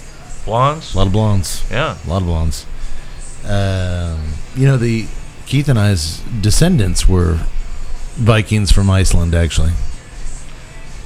Really? I don't know we had that many descendants yet. I mean, you got a couple, but we had ancestors. If he's questioning it, I call bullshit. Our ancestors. Correct. Oh, okay. I'd see if we catch him in This a... time warp thing still working on Keith here. No, we don't come... He's more than 1 degree off. We don't come from any place cool like Iceland. We come from Wales, We come where from people Wales. give funny names. Like both your great-grandfather and great-great, they're both named Howell. Howell. Same last name. Which, if I ever bore a son, I always pledged I would name him Cade. And my wife told me there's no way in hell that's happening. But the funny thing was, when they were growing up, they always thought that Pappy was in trouble because his wife was calling him Hal. Well, yeah, and even the grandmother on the other side, but the Razor side, which you got to give credit to his other side. You don't hear about that. You hear about the Howells, but the other side of his family, their last name is Razor. I mean, does it get much better than that? Come on, man. Yeah. Oh, get this. Pretty damn awesome. Get this. Sounds like a stalker from Running Man. Exactly. Oh, no. Razor. It gets better. And Keith's older brother, Yeah. my Uncle Brent Razor Howell. That's his name. He sounds like a wrestler. No, give a name I on thought his you were about birth to say his certificate. name was Blazer. No. Who do you How do you choose? I'm totally naming my son Tuttle. Yeah, but it's the perfect thing. Tuttle. First or last name? Yes. Yes. Take your pick. I win. Take your pick. Tut, would you be so bold to give us some links? All right, so if you're going to join us on Instagram, which I highly suggest that you do, you get to see all of our wonderful pictures. And Insta stories. And Insta stories, you can follow us at TNCC_podcast. If you're going to join us on Facebook, you can join us at TuesdayNightCigarClub.com. If you're going to join us on, subscribe to us on YouTube. You get to see all of our wonderful videos first. It is Tuesday Night Cigar Club. By the way, if you've got some shopping coming up to do, which I know that you're going to do. Amazon Prime Day is coming up. Amazon Prime Day is coming up. Go to TuesdayNightCigarClub.com. Click on the Amazon picture that we have in the right column, I think it is. A banner, perhaps? It is. That is correct. You passed. It is an Amazon banner. Click on that. Do your shopping from there. We get a little kickback off of that. It costs you nothing. Costs you absolutely nothing. And then if you're going to buy some cigars, you've heard some wonderful cigars that we promoted on this show. Go to Famous Smoke. Click on that. If you order $100 or more, enter the promo code TNCC20 and you get $20 off. That's kind of like 20%. It's like 20%, which is a really good promo code. It's the best in the business. Yeah, it is. You can't beat that. And they have a plethora of crowned heads and Drew Estate cigars, so you're all set. What else do you need? And if you're going to do some voiceover work, go to KeithHowell.com. KeithAHowell.com. KeithAHowell.com. It's been Because fun. it's awesome. It's been fun, boys. Keith, I think I speak for all of us. You're welcome here anytime. You guys just want to replace Mincy with Keith? Yes. There. Could you wear some doctor glasses? Don't call me doctor, but yeah, I could put on some glasses if need be. And He makes us call him doctor. Yeah, but I don't know. Can you do a McCarthy impersonation? No, not McCarthy. He loves the doctor. The doctor does a great James Spader impersonation. You do wow, it? no, I cannot do that. Yeah. I cannot. Well, we'll keep them both. We get both We'll of get them. I can Keith- get an extra mic in here. It's fine. I don't mind being a DH on that one. We will bring Keith in as a DH whenever he's in the area. Thank you so much for sitting here with us, knuckleheads. This was really fun. So, next episode is episode 100. Oh my God. Would you like me to ad-lib an outro that you wrote for me? I would love for you to ad-lib an outro that I wrote for you. I can't wait And to you hear did it. right before we convinced you about the whole frog waving the mouth thing. I'm going to stand by my original stance for the sake of the outro. I appreciate that. Before Keith takes us away, let's just do what we do every show. May the wings of liberty never lose a feather. Sayonara, motherfuckers. Keith, the floor is yours. To learn more about the time I rescued an intergalactic princess from the clutches of an evil empire hell-bent on... No, wait a minute, that wasn't a princess. It was a prince. I think his name was Gary, or maybe it was Jeff.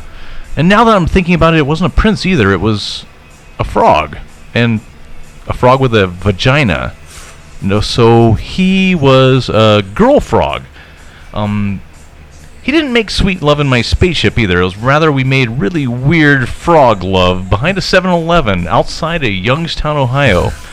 Folks, all I know for sure is one thing: I am never drinking with this crew of lovable numbnuts again anytime soon. That's for damn sure. At least Gary, the hermaphroditic bullfrog with the vagina, bought me a big bite hot dog afterwards. Oh, those summer nights. And in the meantime, to learn more about the cigars and other libations enjoyed on tonight's show, please visit www.crownedheads.com and www.einstockbeer.com. So good. So good. Good night, everybody. I get up, go to